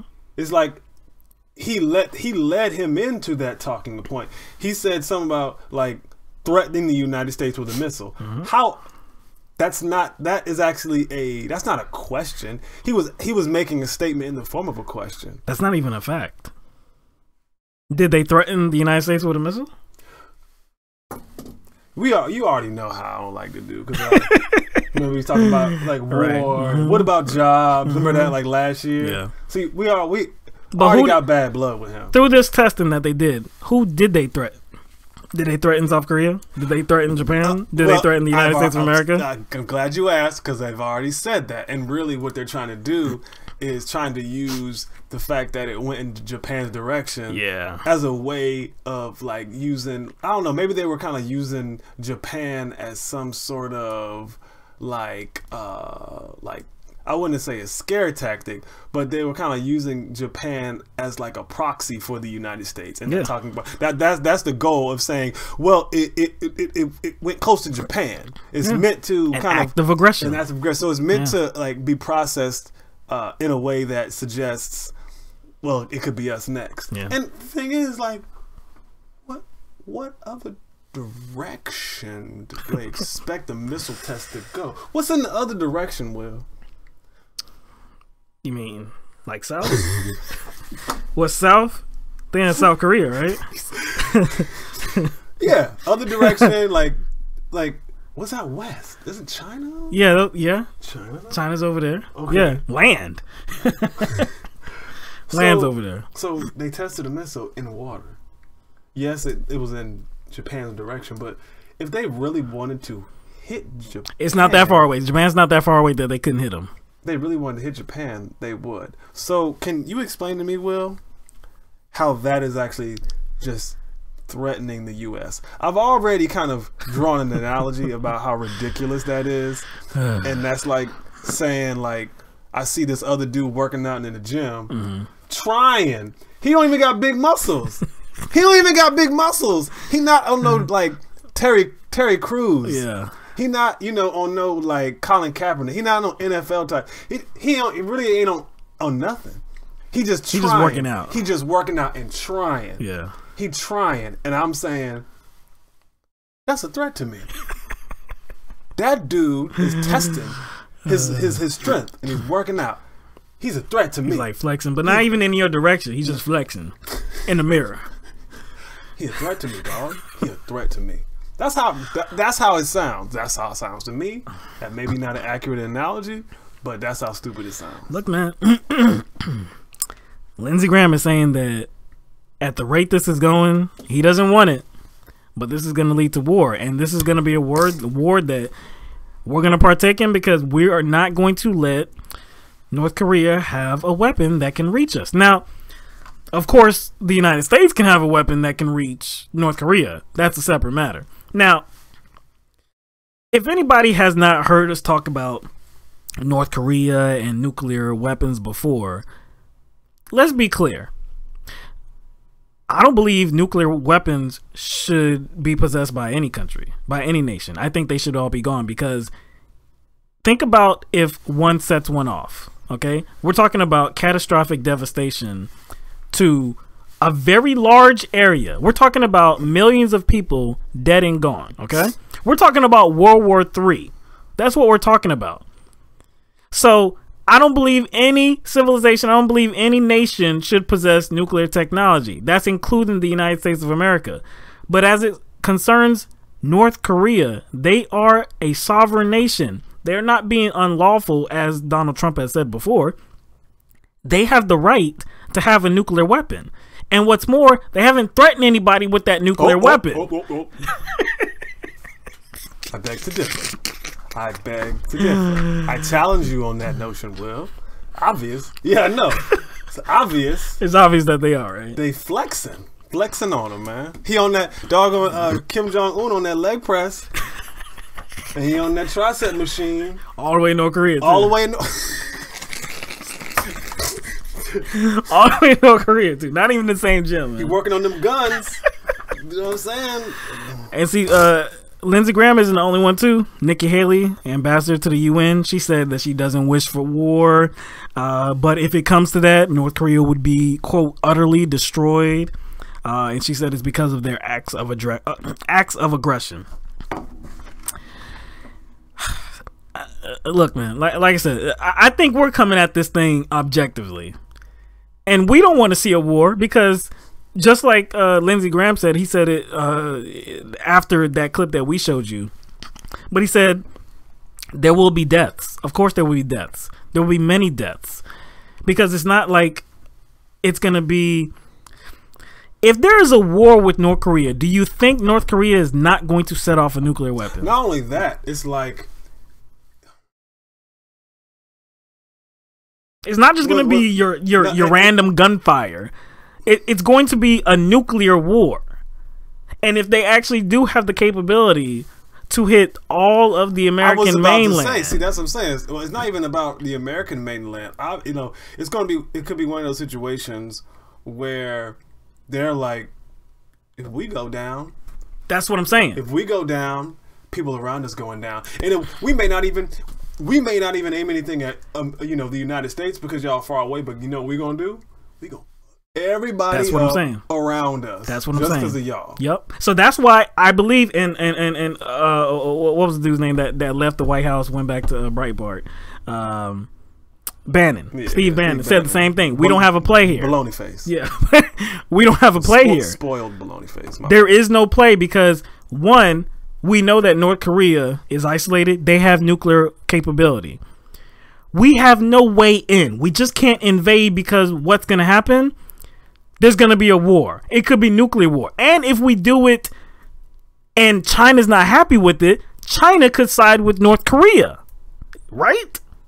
They could. World War III. And we have no play here. I think it was Jean in the chat. She said there could be possibly, a fake attack. There could be, yeah. Some like that movie, man. Mm-hmm. Yeah. Mm-hmm. Just to create the war. Just to create it looks like that's where we're headed, man. Because it just seems it's like at everything that Kim Jong-un does, and actually he's not doing anything different. He's just testing over and over again. Yeah. So my thing is the rhetoric has increased. As far as like the danger, like as far as like the level of danger that is expressed through their rhetoric has increased, but Un is not doing anything different. No, you see what I'm saying? I mean, I think the testing has increased. Yeah, but I'm saying like the action. No, yeah, the actions. I mean, he's doing the same action. So it's like, why are we? They haven't invaded anybody. They haven't struck anybody. So why are we trying to constantly like recreate what these actions mean every time he does it, even though he's doing the same thing? But then wouldn't it make sense that North Korea is escalating their testing when Donald Trump is being like he is in the media, and it seems like things are escalating between, like the tension is growing. Mm-hmm. If Un believes that war is imminent, like the United States actually might come and try to do something, wouldn't it make sense for that country to be like, look, we got to speed this up. We got to do something to protect ourselves. Because again, he is like the other half of Trump as far as like he is like he's like Trump's antagonist, but he's the same person. He is like the supervillain. He is the authoritarian supervillain, and Trump is the good supervillain. He's the good villain. He's the good supervillain. He's the good hero. But yeah, it makes sense because he is going to want to shore up his own kind of image of being strong. Like, so yeah, I get you. He's going to want to show that, all right, y'all are going to flex y'all's muscles, I'm going to flex mine too. Exactly. It makes sense, right? That makes perfect sense. And again, we're not on the North Korean side here. Yeah, we love our country, man. Yeah, we want to be protected here. But that doesn't mean that we're not going to be objective in this situation, just like any other situation. Let's get to my favorite guy, the FCC chairman, Ajit Pai. So, recently, he was speaking on a panel on Tuesday. The panel was about the future of internet freedom, and it was hosted by libertarian think tank R Street Institute. And on this panel, Pi labeled YouTube, Twitter, and Facebook as the actual threat to open internet. And you know what his gripe is? You know what he's so mad about? Like, what he's troubled by? Double standards. That's what he's really kind of incensed by, like these double standards as it pertains to these media platforms. So he feels that conservatives and their viewpoints are blocked or suppressed.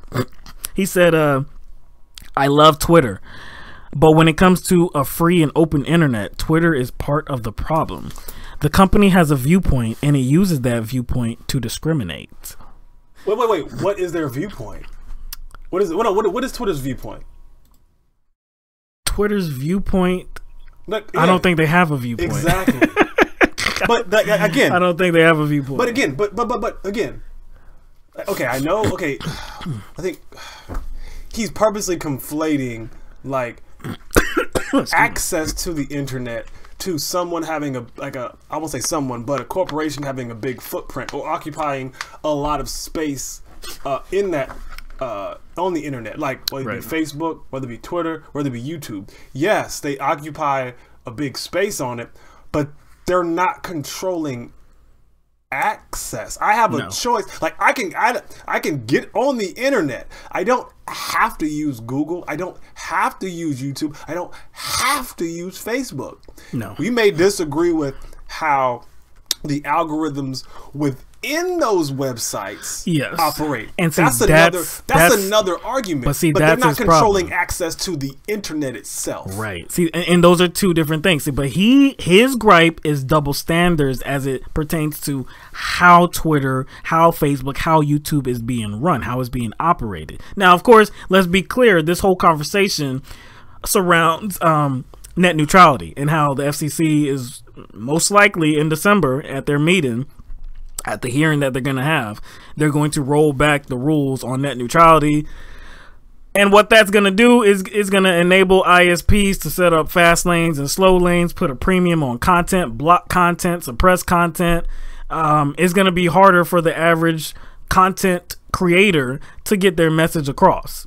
So that's the backdrop of this whole this whole panel right here that he's a part of. So he also said, to say the least, the company appears to have a double standard when it comes to suspending or de-verifying conservative users' accounts as opposed to those of liberal users. This conduct is many things, but it isn't fighting for an open internet. So that's specifically pertaining to Twitter. So if we analyze what he's saying here, the de-verifying of Twitter accounts, he's saying that it's attacking conservative users. Now, what's been I guess what exactly, like the only thing that we can point to is what's been in the media, like what we've all been paying attention to, and that's like Nazi accounts, hateful people's accounts that have been de-verified. Some have been blocked because of the hateful things that they share, the hateful things that they post. But mostly, it's like he said, it's the de-verification of these accounts. So again, he's saying that it's a double standard that conservatives accounts are treated differently than, I guess, wait a second, liberal accounts. What he's saying is, like, people who have conservative views who are on Twitter are being suppressed. That's what he's saying. Okay, but then if you think he's referencing the de-verification, then we're talking about hate groups. So in essence, he's calling conservatives, like, whether it be those neo-Nazi hate groups, those white supremacists, or he called them conservative. He's calling neo-Nazis. These alt-right people. That's what he just did, kind of. That's kind KKK.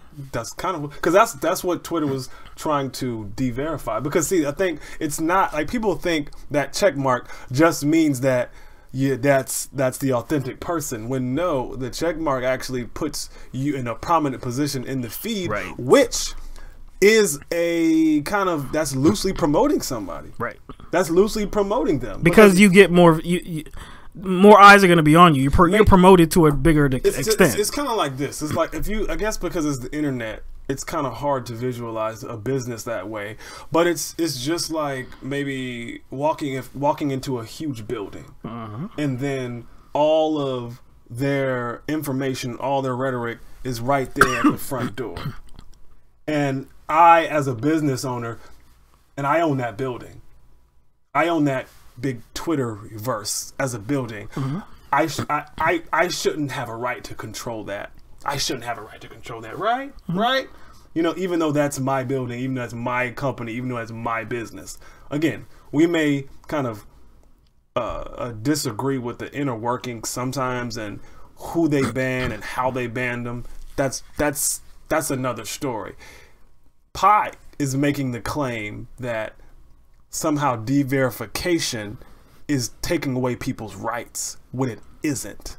You just, so you don't have a check mark now. Yeah, exactly. Like you still use. You're not banned from the site. You can still operate. People and can use still your follow account. you. People can still follow you. You can still spread your message as much as you want to, but you're not being endorsed by the company. Think about this. This happens with any company, any organization, any corporation out there. The NBA, right? When you see commercials about the NBA or the NFL, there's certain players, star players that are being promoted, right? What if these players was guilty of doing something very inappropriate? They get de-verified. Yep. Would they be in commercials anymore?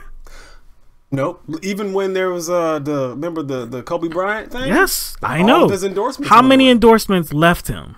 A lot. That he got de-verified. Yes. So it's not a problem. Sorry, it's not a problem that, like, Twitter is its own organization. It's its private organization. They can choose who to endorse and who to promote as much as they want to. So it's just like the NBA or NFL. Yes. Or it's their choice. Or like a media conglomerate who chooses what advertisers they allow. Yes. But see, let's go back to your original point though. Why are we talking about how Twitter and YouTube or Facebook operates their platform as it relates to what net neutrality would do? This isn't about open access to the internet. This is about what these companies are doing inside their organization. People will still be able to get onto the internet and choose to use Twitter if they want to or if they don't want to. They can abandon it if they want to. Yeah. They can use it. I mean, whatever they want to do. Some people don't have a choice for their internet service provider. Right. They just have one. Yeah. So if we're talking about open access to the internet, freedom, you're talking about ISPs being able to say, well, you know what? We don't think that content is appropriate. You know, it's in our best interest to kind of suppress that content. So you won't even have the ability to be a part of it. You won't have the ability to access it. How is that the same? The ability to access it if you want to be put in a prominent position to, I guess, exercise your freedom of speech. Yeah. Because I think the internet is a utility, and because the internet itself was constructed in part by who? The government. So if you are throttling back on people's usage or throttling back based on how much people can pay, that is the real threat to speech, not on a particular corporation's private site. Right. Sorry, because like I said, we have a choice to get on those sites. See, this is not about innovation, because the only thing that will I guess encourage innovation and help innovation grow is if the internet is free, is if the internet is open access to all. That's the only thing. If an ISP is able to say, this is not content I think that should be treated the same way as this premium content, then how is this innovator right here going to become relevant? How are they going to get a huge following? You're suppressing innovation. It's like they just say things and we're supposed to believe them. No. Killing net neutrality will cripple innovation. That's the only thing that it will do, because it will put... Where does innovation come from? Innovation does come from... I don't even like calling the bottom, but it does. It does, man. you're making it harder for people at that bottom to rise up, which is the American dream, right? And if they want to rise up, they most likely would have to sell their innovation. No doubt. To a larger company. That's right. So they have a piece of it, so they can make a profit off of you. It's like going to the Shark Tank or something like that. They want everybody to come to the Shark Tank now. So internet is going to be a big Shark Tank. Shark Tank was a prophetic show, I guess. That's some bullshit, man. All right. Joy Reid. Let's get to Joy Reid, everybody's favorite political commentator, MSNBC political commentator. Recently, she was engaged in a Twitter kind of conversation, kind of battle or something like that. And of course, 'tis the season, you know, a lot of conversation on the internet and in social media is about these men that have been outed as sexual predators or people that have engaged in sexual harassment, sexual misconduct. And this was the basis of this conversation that she was having with somebody. And I guess it started to, they started to talk about men in authority positions and whether it was starting to crumble amid the wave of sexual harassment allegations, men in high profile positions. Whoever she was talking to suggested that Bernie Sanders is somebody that I guess still has some status, that can be trusted. He's not a man that has any kind of allegations, any kind of that past. He's somebody that still has that integrity about him. There's no history of exploiting women, abusing his power, and kind of using women to do that. Right. So when this user suggested that Bernie Sanders was a example of a credible male authority figure that is not engaged in that kind of inappropriate behavior, this was Joy Reid's response. I get that he has a hardcore following, but his own attitudes towards women, from his weird early writings to his physical dismissal of women in his presence, including his own wife, make that an incredibly dubious prospect. You see, like, Joy Reid is very slick, because what she does is she'll establish her credibility by stepping up to the plate to defend marginalized groups, except when the marginalized group is, let's say, anti-Hillary. And she began by delegitimizing this guy, because what she said, I get that he has a hardcore following. See, who doesn't have a following? Who doesn't have a following? Like that's irrelevant. Yeah, that doesn't mean anything. See, when it comes to Bernie Sanders supporters, it just seems like all of her, the common sense that she does have, or when it comes to examining the facts and details about situations, is in general good, until we get to the topic of Bernie Sanders and Hillary Clinton. He has a hardcore following, and so by this guy pointing to Bernie Sanders, he of course is part of that hardcore following, so his comments are therefore irrelevant. They're not objective. But again, that's not the case. The case, the point is, like, she couldn't really dispute it. Well, she said, well, okay, first let's talk about the early writings. Now, this came out on the campaign trail. Not a lot of steam behind it. Didn't get a lot of traction because it was pretty much nothing. In 1972, Bernie Sanders wrote an essay to a Vermont newspaper. In the essay, it was like some dark satirical writing where he mentioned rape. He said something about a woman enjoys intercourse with her man as she fantasized being raped by 3 men simultaneously. Blah, blah, blah, blah, blah. There was more to it, but that was the most, I guess, salacious part of the essay. Now, he addressed it, and I think his campaign addressed it too, that it was, it was stupid. It was, but the reason why it didn't attract any kind of relevant, like it didn't gain steam, was because there was nothing else. Like, it would mean something to me if there was more to his story. Like, if he had been accused of sexual assault, if he had been accused of sexual harassment, rape, something. Yes. If there was some like, details to me, like, okay, this is a pattern here. Okay. How old was he? When 72. Okay, so this was in 1972. This was, oh my gosh, 45 years ago. The dude was like 30 something. And again, if there was some sort of actions that accompanied that, like if there was some sort of kind of a detailed account of how he treated women. Right. There's a lot of things that are written that are not appropriate. Like there's a lot of things that are written that take you to places where it's like, man, that's kind of dark, man. I don't like that. That makes me feel uncomfortable. I don't care that he wrote this. This means nothing because, like I said, it doesn't exhibit anything about his character or behavior. If it did, then you could bring it into play. But, okay, but she said that, and she joined it with physical dismissal of women, including his own wife. Now, I gotta, come on. Yo, you know what? I gotta say, where you getting that from? No, she deserved to get chopped in the throat. Like this. Not even like this. Not with the side, but like, with boing. The front, like the front of the fingers. Because when you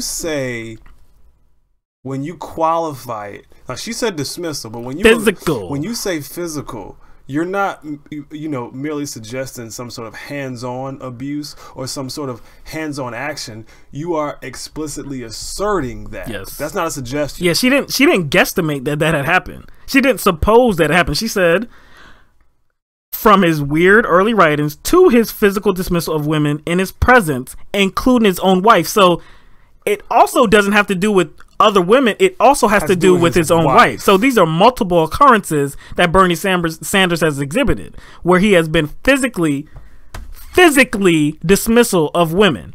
Now, I don't know about you, but I've never seen that before. Apparently, Reed has. Apparently, she's seen it. Yeah. But why? I really want to know. Yeah. Again, if you're going to make some sort of allegation like that, it should be accompanied with examples. It should, because nobody has heard this before. Like now he's like, man, she treating him like I turned her or something. Exactly, beating on women, including his own wife. Physically. Now the only thing, the only thing that I can think that eat the cake, Jane. Eat the damn cake.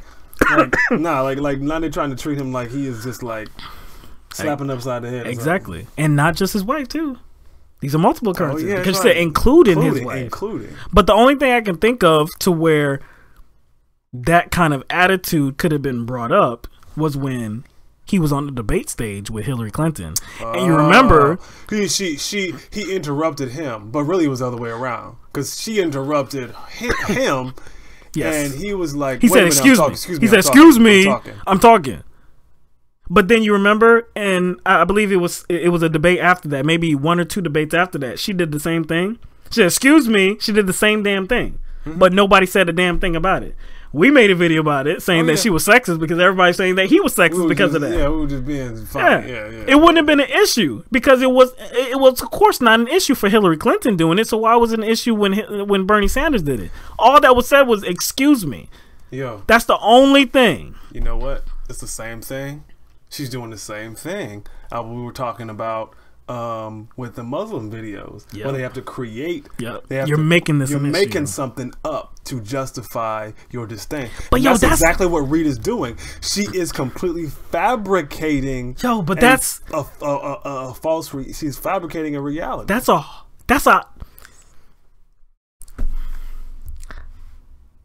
I mean that's a very.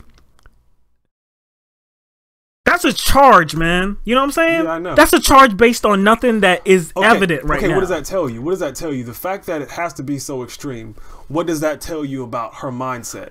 Not that, she's an awful person, which she is. Not that she's a deceitful person, which she is.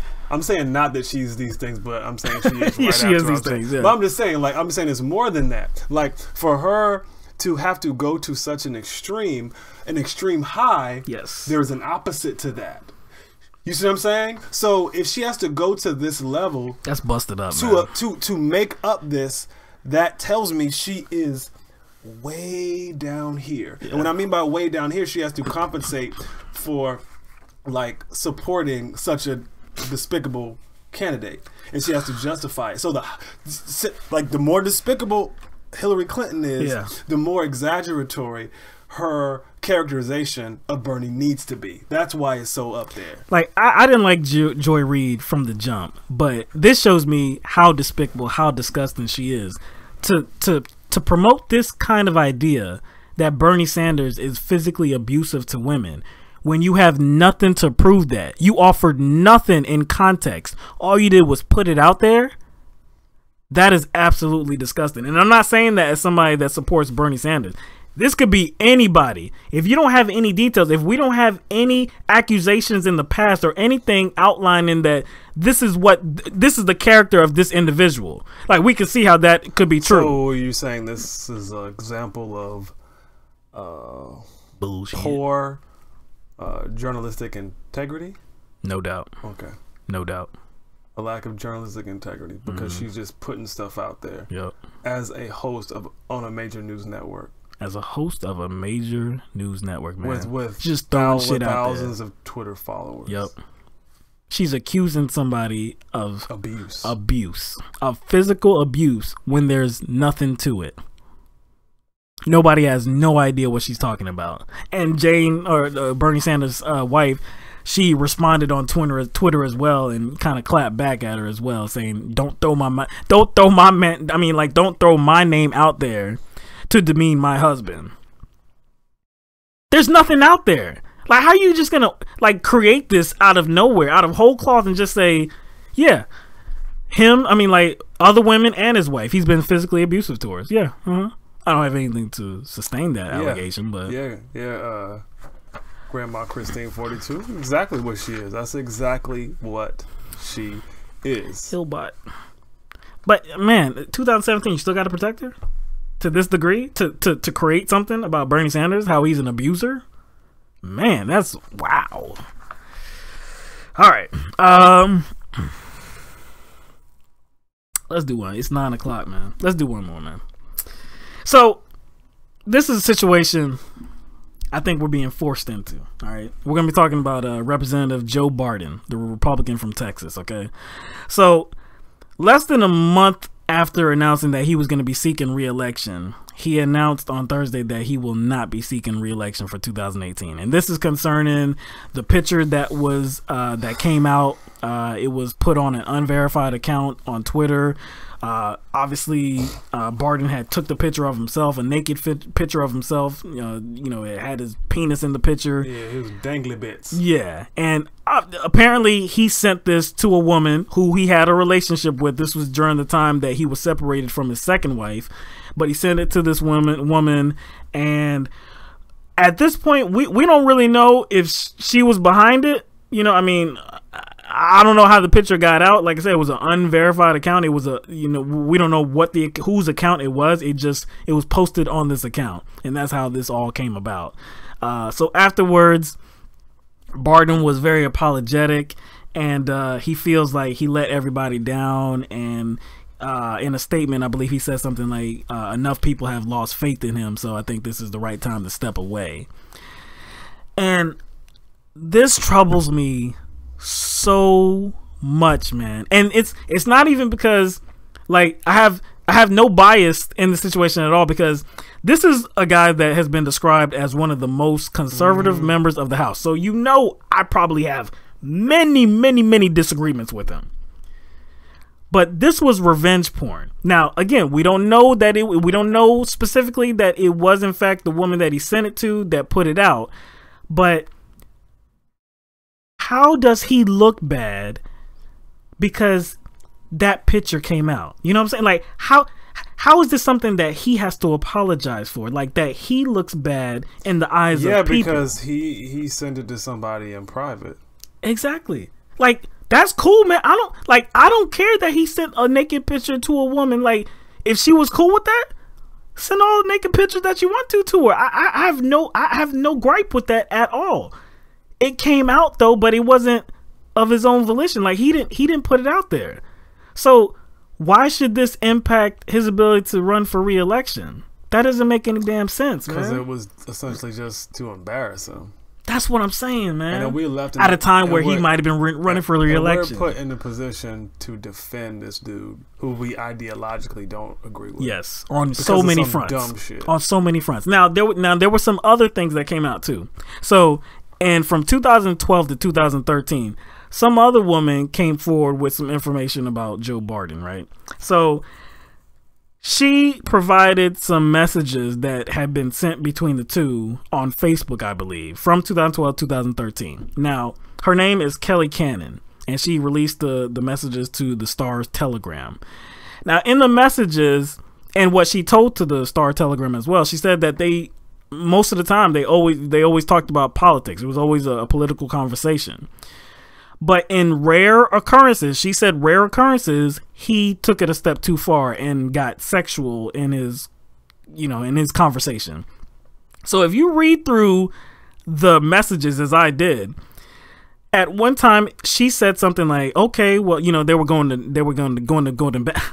bed, and she said, okay, well, as always, sweet dreams. Now, to a man, sweet dreams is very flirtatious. Right? Yeah, I'm sorry. I shouldn't be reading that chat because these mothers are silly, man. But yeah, if a woman says sweet dreams to a man, that is flirtatious. I don't know how a woman perceives it, but to a man, I know that's flirtatious. So after that, he began. He said something like, what are you wearing? It wasn't ridiculous. It wasn't like so over the top that you would be disgusted. But he did say, like, what are you wearing? Are you wearing panties or this and that, or a top and no panties? And she didn't get irate. She didn't seem like she had a problem with it. She didn't really like feed into it too much, but she wasn't something that she exhibited that she was like mad at all. Yeah, at all. And that was how long ago? This was from 2012 to 2013. So like 4 to 5 years ago. So now that the picture that came out of his a nude selfie, she determines that this is the time that she wants to bring these messages to the media. Now, we have to admit too that, okay, during this time that he was sending these messages to her, like I said, they were rare in occurrence, but he was married at the time. So, okay, that time, yeah, no doubt, yeah, he was doing some extramarital things, he was being inappropriate. Okay, that's not something that somebody can look at and say, yeah, he was just in his actions. You can condemn him for that. I have no problem with that. But if she wasn't mad at it, like if she didn't feel like it was so like reprehensible to her, like, why are you coming out with it now? She didn't even ask for an apology. She told the Star Ledger that, I believe she said that he didn't apologize and she never asked for him to apologize. They kept talking afterwards. It wasn't something like that she felt victimized about, and it was something that happened very rarely. Why the hell would she come out with this right now, man? Publicity is a story. Maybe she might get some 15 minutes of fame out of it. There's probably a lot of different reasons there we can't really definitively know about.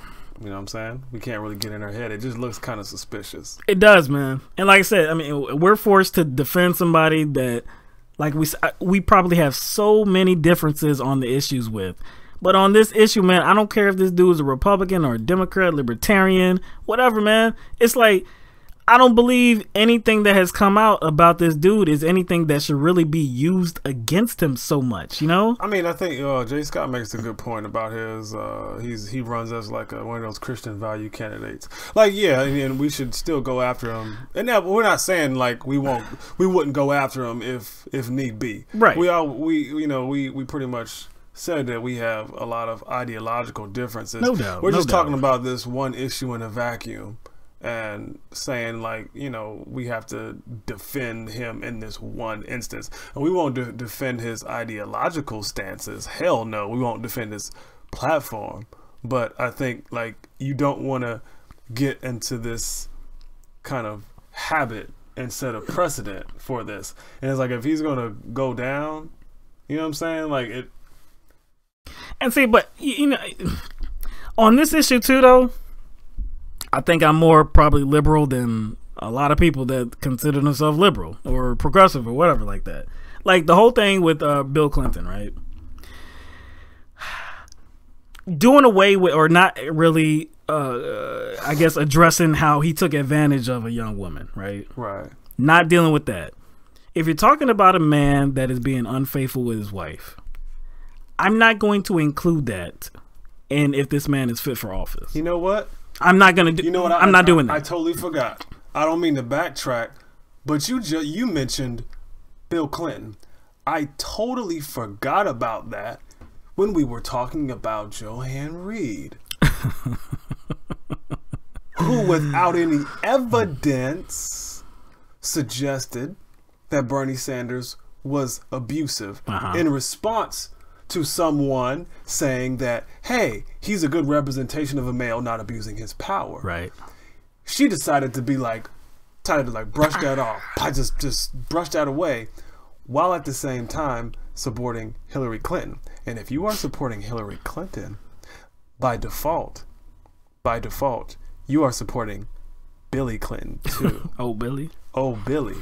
And you remember that, you know Billy's a horn dog. Yep. And he was guilty of abusing his power, even if it was from somebody who was willing, who was enamored by his power. Right. He was still in a position where he abused his power. So to me, that makes it doubly ignorant. That makes it doubly arrogant. That makes it doubly despicable and deceitful for her to go after Bernie Sanders like that while supporting Hillary Clinton, whose husband, look, man, is known to abuse his power. She was bad before now, but she is loathsome now, man. Get out of here. Seriously, she is loathsome. If any, I mean, to like I said, to just throw this out of nowhere, to paint Bernie Sanders as a physical abuser, man, that's crazy, man.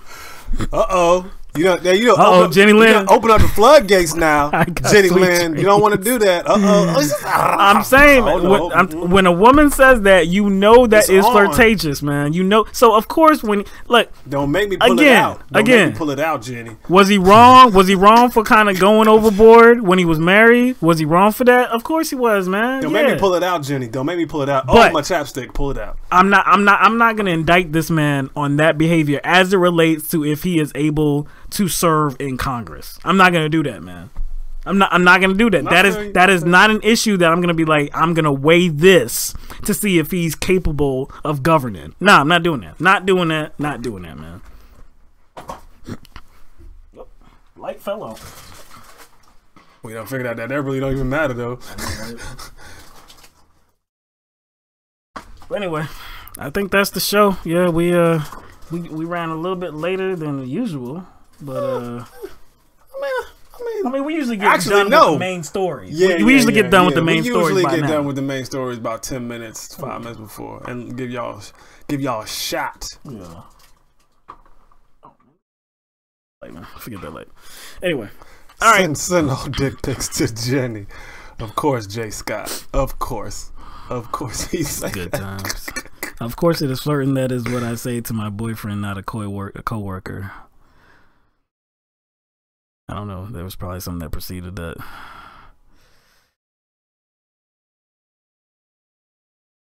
Thank you, Gene, for being here and watching. Oh, for real. Oh, and shout out to Mary Hill. I don't know if Mary is in here, but she sent us some. She sent us some information about a story that we were gonna cover, but we didn't get to really dive into it. About the she had called in and talked about it. The Baltimore cop. Yeah, we Sean Suiter. We still have that in the queue. Yeah, that's like first in the queue. So probably next week, right at the first broadcast Tuesday, we'll probably be diving into that one. Yeah, we kind of want to do it justice too, and we want to make it expansive. Yeah, and not just talk about that one story. We want to connect it to kind of the larger scope of law enforcement. But we got stuff in the pipeline, man. I mean, we got, like I said, we got stuff in the pipeline that we couldn't get to today. Roy Moore, we're gonna be talking about him. What else we're gonna talk about? There's a lot of things to talk about, man, that we just did not have time to do today. I can't even rattle them off. It seems like I said, we said at the beginning of the show, the last 24 to 48 hours seems like the news has been overwhelming. We got the dude who drunk the doggone poison cough syrup. Oh yeah, man. That junk was crazy. When he got convicted of war crimes. Yeah, man. He drank the poison cough syrup. If anybody wants to give us a call, but if you don't, we could probably do that story real quick, actually. But the number is 803-450-0698. If you have any questions or any comments to make, please do so. But yeah, until then, let's just do that story right now. All right. So recently, at a UN War Crimes Tribunal, a man named Slobodan Praljak. See, we should have did the same thing we did with Pujimon. We should have looked up the put it in the internet. Yeah, I don't know if this is the right way to say his name, but yeah, a man named Slobodan Praljak. He committed suicide by drinking poison. Okay, so apparently his appeal was denied, and he was facing the very strong likelihood that he was going to spend the rest of his life in jail. So this is a little bit of video from the scene. Like I said, this was at the tribunal, and he just learned his fate. And so right now, what he's saying it in another language. But he said, "I am not a war criminal." And then right there, that's when he takes a drink from the vial that he was holding, and that vial contained poison. So then they just went on. You know, they didn't know exactly what happened. They were kind of confused what he was doing. They were telling him to sit down. But then a short time later, he had alerted the court that he had just drank poison. So you could see in the video, like, everybody was kind of like, what the hell? They were like, they started like, they were like, you saw like people outside, they were about to shut the building down. They closed the curtains, and like, well, before that, people like getting up from the seat and they were like running. So I mean, this was a big scene, and they took him to a hospital. They rushed him to a hospital, but he died shortly after that. Yeah, he drunk that doggone Prometheus black goo. Yeah, he gone. He gone. Cyanide. I don't know what it was. They said at this point they can't confirm the substance that he drank. It's gonna have to be after the autopsy. But it was some kind of poison. And so his trial, though, this was a war because he was being tried because he's a perceived war criminal, and he was facing 20 years, a 20-year sentence, and the guy is like 74, I believe, something like that. He's in his late 70s, I believe. So yeah, he probably was gonna die in prison.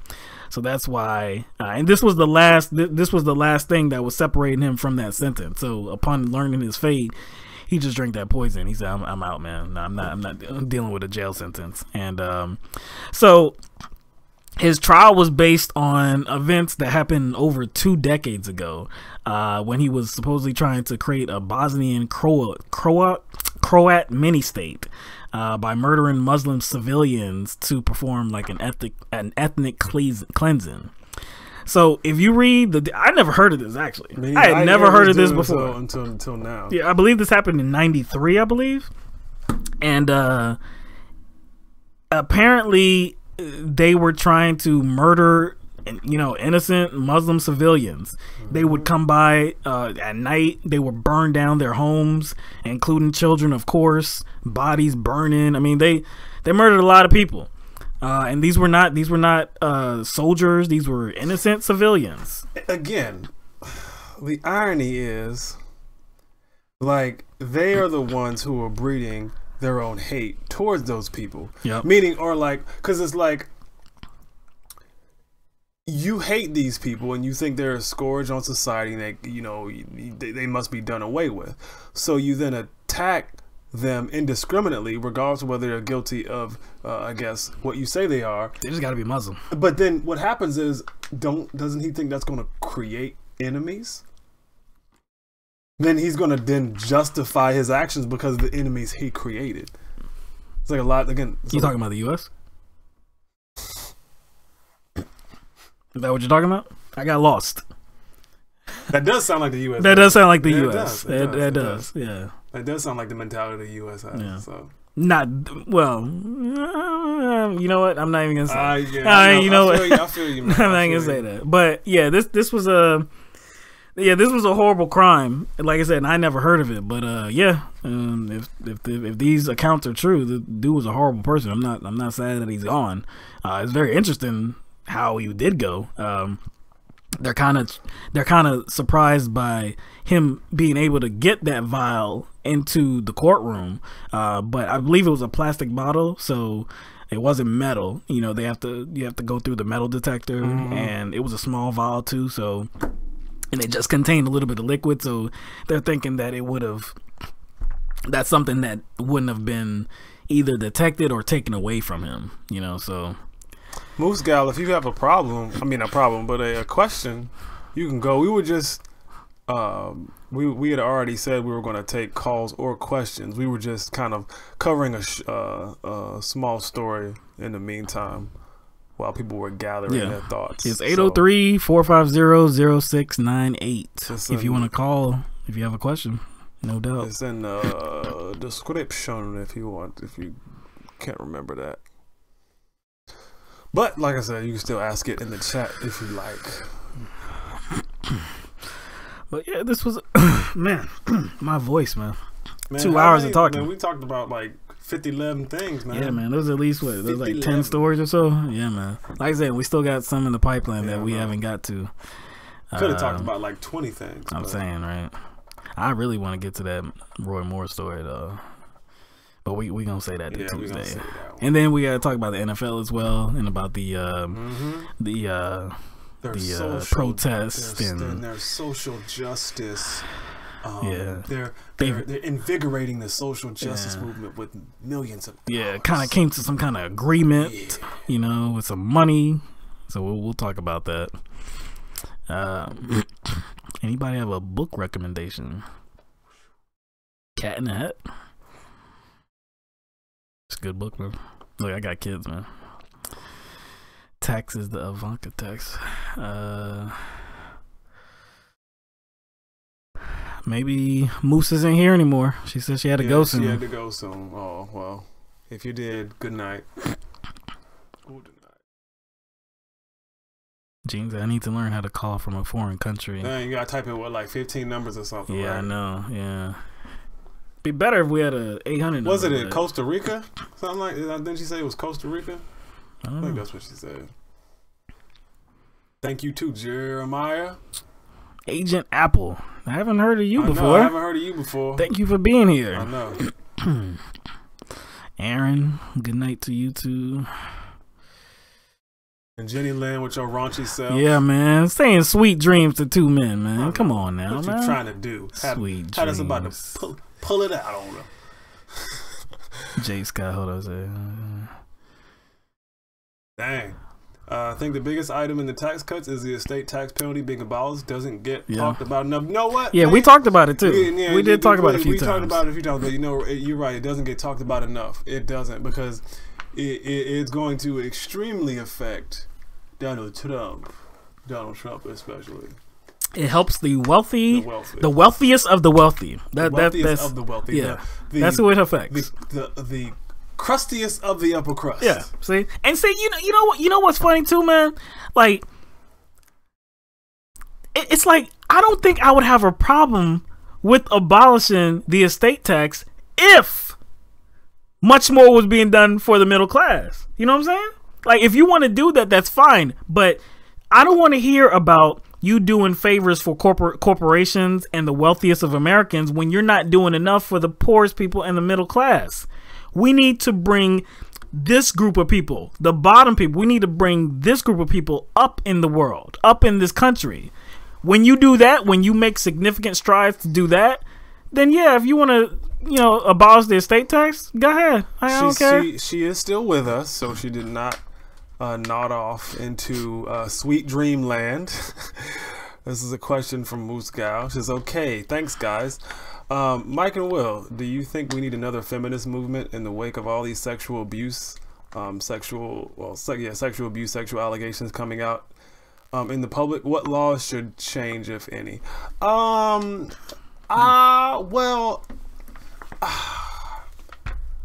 Maybe a very targeted feminist movement. I don't think it doesn't necessarily have to be like a big movement, but I do think that a lot of attention has to be brought to it. And if we're going to be honest about attention being brought to these sexual abuse allegations, I would kind of steer the conversation back in a direction. I don't want to say back, but in a direction that I kind of steered it in in previous shows and talking about men abusing their positions of power being a symbol for the United States abusing their power around the globe.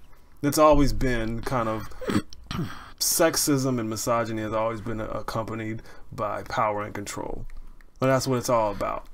You know, she's talking about another feminist movement. But that's what I'm saying. It's kind of like we already have that. We already have. Like yes, I'm saying. The thing that's snowballing. That's the thing that's snowballing. It's already moved. It's already kind of moving. So I think it doesn't necessarily have to be called a feminist movement. Right. We're already in that snowball. So we're already in that snowball. So like I said, I hope it will be steered in the direction of kind of dealing with abuse of power in a more broad sense. I don't know. I don't know about what laws should change. I mean, I don't really. I I can't really. I can't think of anything about that. But I mean, again, if we just talk about like the kind of the legacy of misogyny and sexism, we have to talk about what is the lowest common denominator and all that. Like, what is it boiled down to? Like, what is it based on? It's based on like men feeling they have some sort of superior trait to rule, and not just to rule the globe and rule the world, but rule over women too. So it's about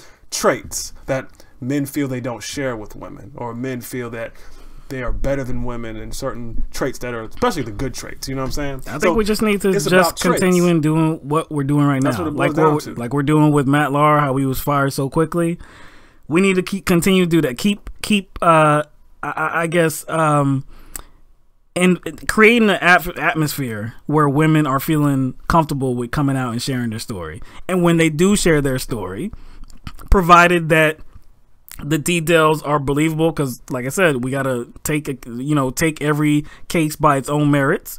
But if these allegations are true, then there needs to be punishment. Like these guys need to be run out of town. They need to be run out of their positions. They don't need to have their positions anymore, because there needs to be something that says we as a country will not stand for this anymore. That's like that's the movement that we need to create. And like I said, I think that's underway right now. So many different cases are coming forward right now. And we just need to support these allegations, support the women that are coming forward. Yeah, I mean, okay, I get what you're saying. Like, yeah, non-disclosure laws. Yeah, we can do away with those. I can see that's kind of, policy we can do away with. What I was kind of getting at was more about like what it boils down to is how men have viewed women for the longest time. It boils down to traits. So my thing is, if those attitudes change, the laws will follow. You see what I'm saying? So it boils down to our attitudes. So if those attitudes begin to change, then the laws will follow. But non-disclosure laws aren't going anywhere, because that doesn't just relate to sexual assault, compromises. They just use decisions. Non-disclosure laws. Right. You know what I'm saying? That has a lot to do with business, and that's not going anywhere. But we do need to get rid of that as it concerns the process that's involved with Congress. Like when people are detailing their accounts when they come forward to Congress, the Office of Compliance, I believe it's called. When they come to a settlement, if they reach a settlement, they have to sign a non-disclosure agreement. Like, now that should be ghost. Like, that needs to be gone quick, fast, and in a hurry. Because if that happens, then we have no idea that something like that happened. And I believe we as constituents should know if a congressman or a congresswoman, whatever, if anybody is acting very inappropriately to their colleagues. We should know that. That's something that we should take into account when we're at the ballot box. But again, even if we're talking about non-disclosure laws being used in these situations where men are abusing their power and trying to buy off these women for their silence, again, that's still a product of, I would say it's just it's like how we already operate in a microcosm already. You know what I'm saying? So, I mean, he said, "What are non-disclosure laws in business used for?" It could be any agreement. It could be non-disclosure. That could be about not just business too. A divorce decree. Yeah. They could have non-disclosure agreement. The Apprentice has non-disclosure agreements with Trump. They can't say anything about what Trump did or what he said on the show. Yeah, there's just behind the scenes. Yeah, there's just certain details that they don't want getting out there, and like I said, it doesn't just have to deal with accounts when there's somebody did something to somebody. Like sometimes people file lawsuits against their place of employment. Yeah. And the company settles, and in order to get that money, they have to. Yeah, because they don't want the details getting out there. Yeah, because they don't want to look bad. So non-disclosure laws are not going anywhere at all. There's no way. No. Mm-mm.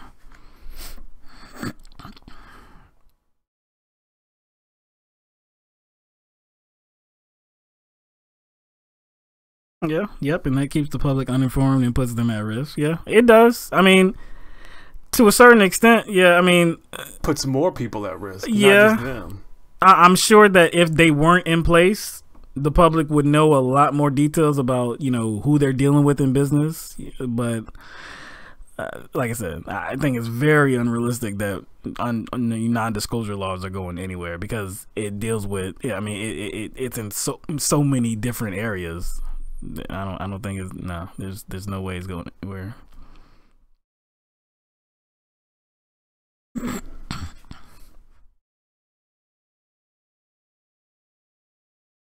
Yeah. Jenny said, well, Moose said, I agree with statute of limitations going away. Mm. But, and then, I mean, you see, even the statute of limitations wouldn't even be a problem if we do foster an environment where women feel like they are comfortable, like they're protected, like they won't just be shunned and not believed.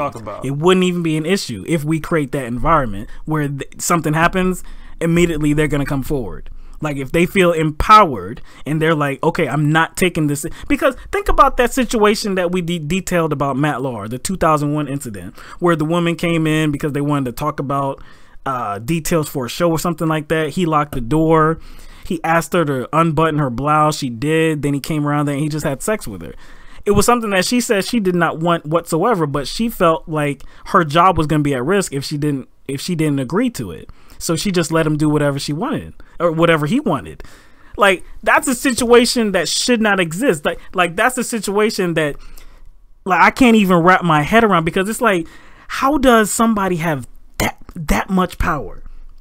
I can't even envision that much power that this woman is just going to allow you to penetrate her and have your way with her because she feels some type of reprisal. Like that's an insane amount of power.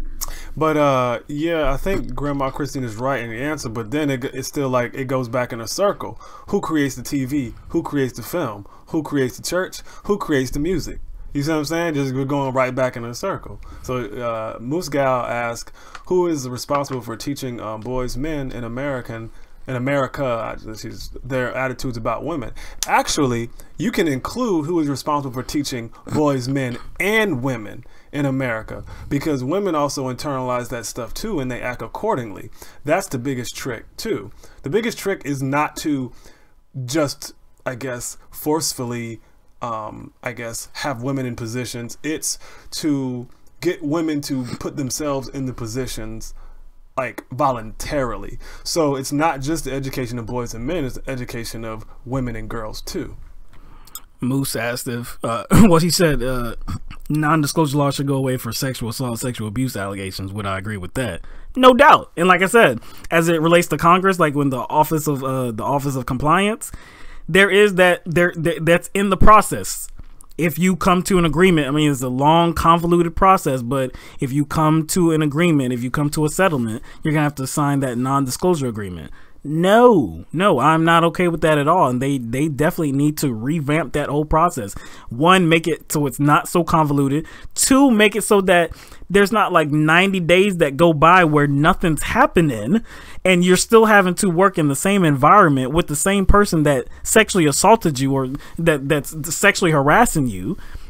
There's no way. And of course, the last step, that non-disclosure agreement, no, because I think we as voters have the right to know what's going on. And if this individual is guilty of bad behavior, No, we don't want them on the job doing this. That's not what we put them in office to do. We put them in office to govern the country, not to sexually harass and abuse somebody.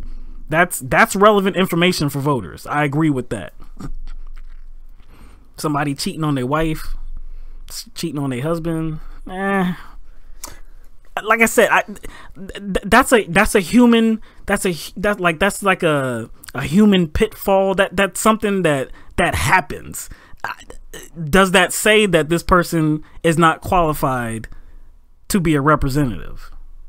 I don't know, man. I'm uncomfortable with that. No, I get what you're saying. Yeah, I get what you're I'm saying uncomfortable with that. because where does it end? Where is the moral litmus test end? Yeah, like I said, that's human behavior. Like I said, I threw out Bill Clinton. Now, him taking advantage of young women, that's absolutely something that should be discussed. But if he was just cheating on Hillary, it's like, okay, well, look, that's on Hillary to deal with that. If he's governing the country, if he's paying attention to what needs to be paid attention to, I'm sorry, I'm not going to take that into account. That's something that him and his significant other are going to have to deal with this. Yeah, at least that's the way I feel. Yeah, compassion and love. But it's just hard to have compassion and love when there's greed in the way. You know what I'm saying? That's a strong pull with us humans. Strong. Why would I want a man who is not humble and honest representing me? Exactly, that's the point. Like, who is representing us now is a kind of a representation of where our politics are. That's the point. Who is who is in there now? So why is it such a surprise that all these allegations are coming out and all these men are being outed? Because they are a representation of the type of politics we practice. It's not just about abusing women, it's about abusing power as a whole. I mean, to me, it doesn't surprise me. What else would we expect these men in powerful positions to be like? How does Trump fit into this? He had about 16 women come out and make allegations, I think, when he was running on a campaign trail. Yeah, and I've seen him, he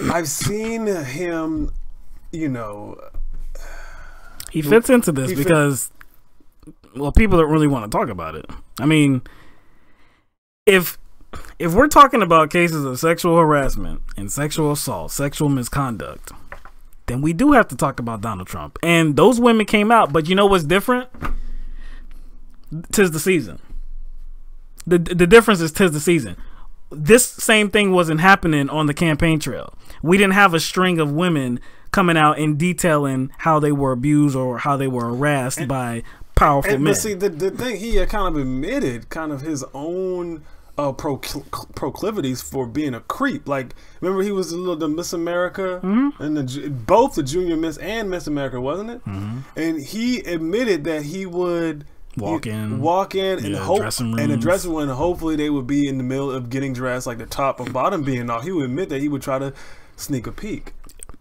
Yeah, like I'm saying, man, the whole thing is about what are we going to accept as a country? Are we going to create an environment to where these women don't have to wait 5-10 years to actually detail their accounts? That it happens, and the day after they're saying this was unacceptable and I want something done, and we actually do something. He even objectifies his own daughter. I know y'all have seen the video. He objectifies his own daughter. And he shuns the daughter that he doesn't think is attractive. Tiffany, I think, doesn't want nothing to do with her. So he's the epitome of all the stuff we were talking about. And again, it makes sense. It lined up with how he engages with the world as a businessman too. He likes to screw over people. He's a bully, and he abuses his power too. So it makes sense that he would see women and treat women that way. I mean, it all works hand in hand. I was about to say hand and foot for some reason. All right, we're gonna get out of here. It's coming on 9:45, and we're gonna have to get on Facebook. Yeah, we're gonna get on Facebook for a little bit and go. I can't believe it's already Thursday, man. Like I'm telling you, man, these weeks just go by, man.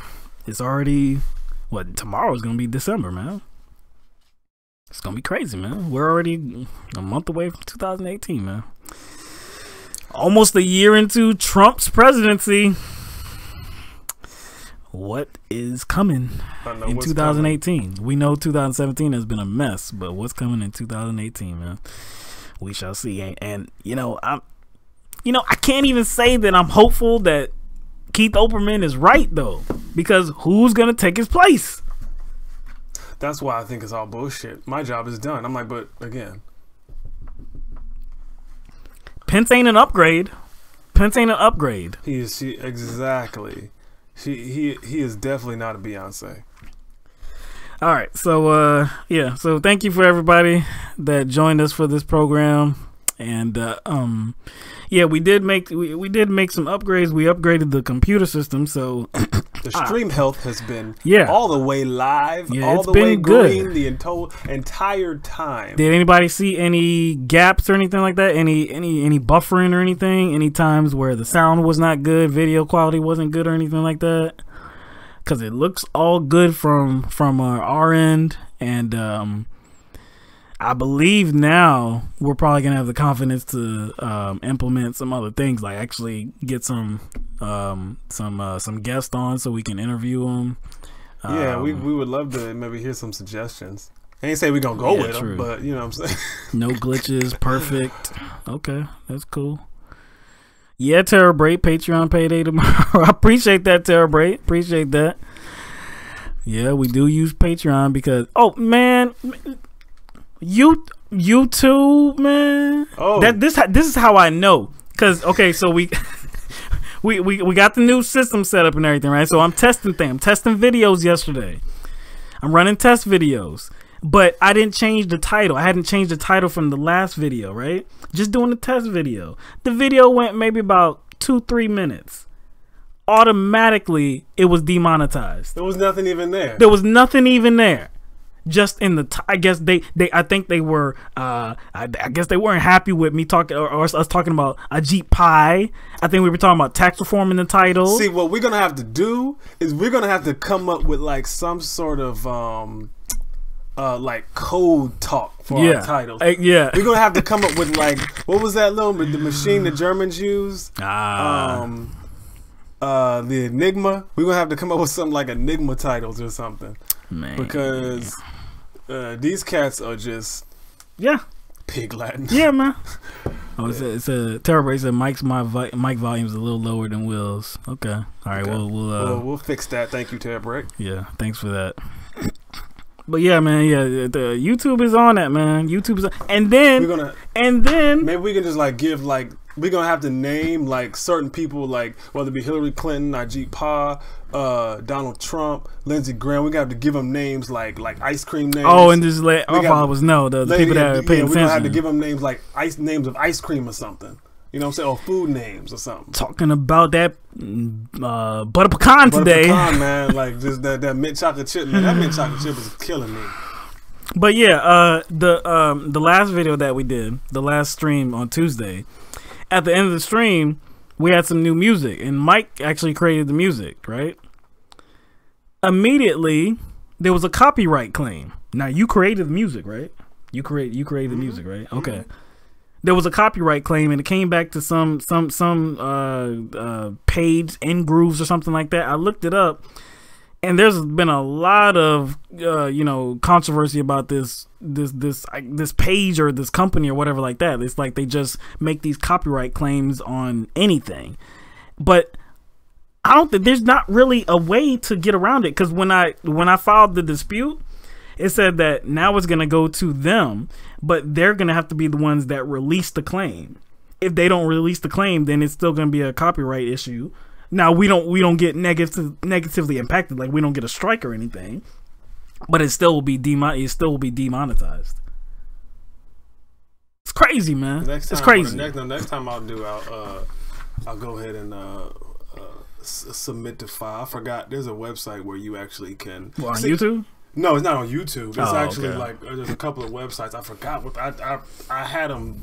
I got them written down, or because you can submit it to copyright any like music. Oh, okay. But see, I wasn't doing it to put music out. Just doing it for like outros. And but stuff. still, like you were talking about, it might have been like the sounds you use, but it can't just be sounds. Actually, it has to be like a beat. When I opened the project, when I looked at all the sounds, I had websites referenced, and they all said what samples free, free, royalty free. So, and none of them came from that website unless they were stolen, but I don't think so.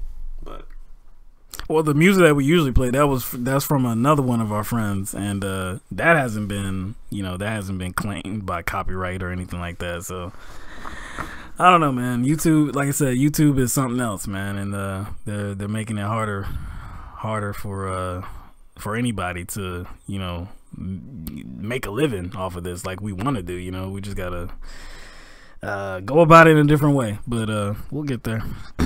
But like I said, appreciate everybody that joined us for this Thursday edition of LTMB Live. Everybody have a good weekend, and we'll see you on Tuesday.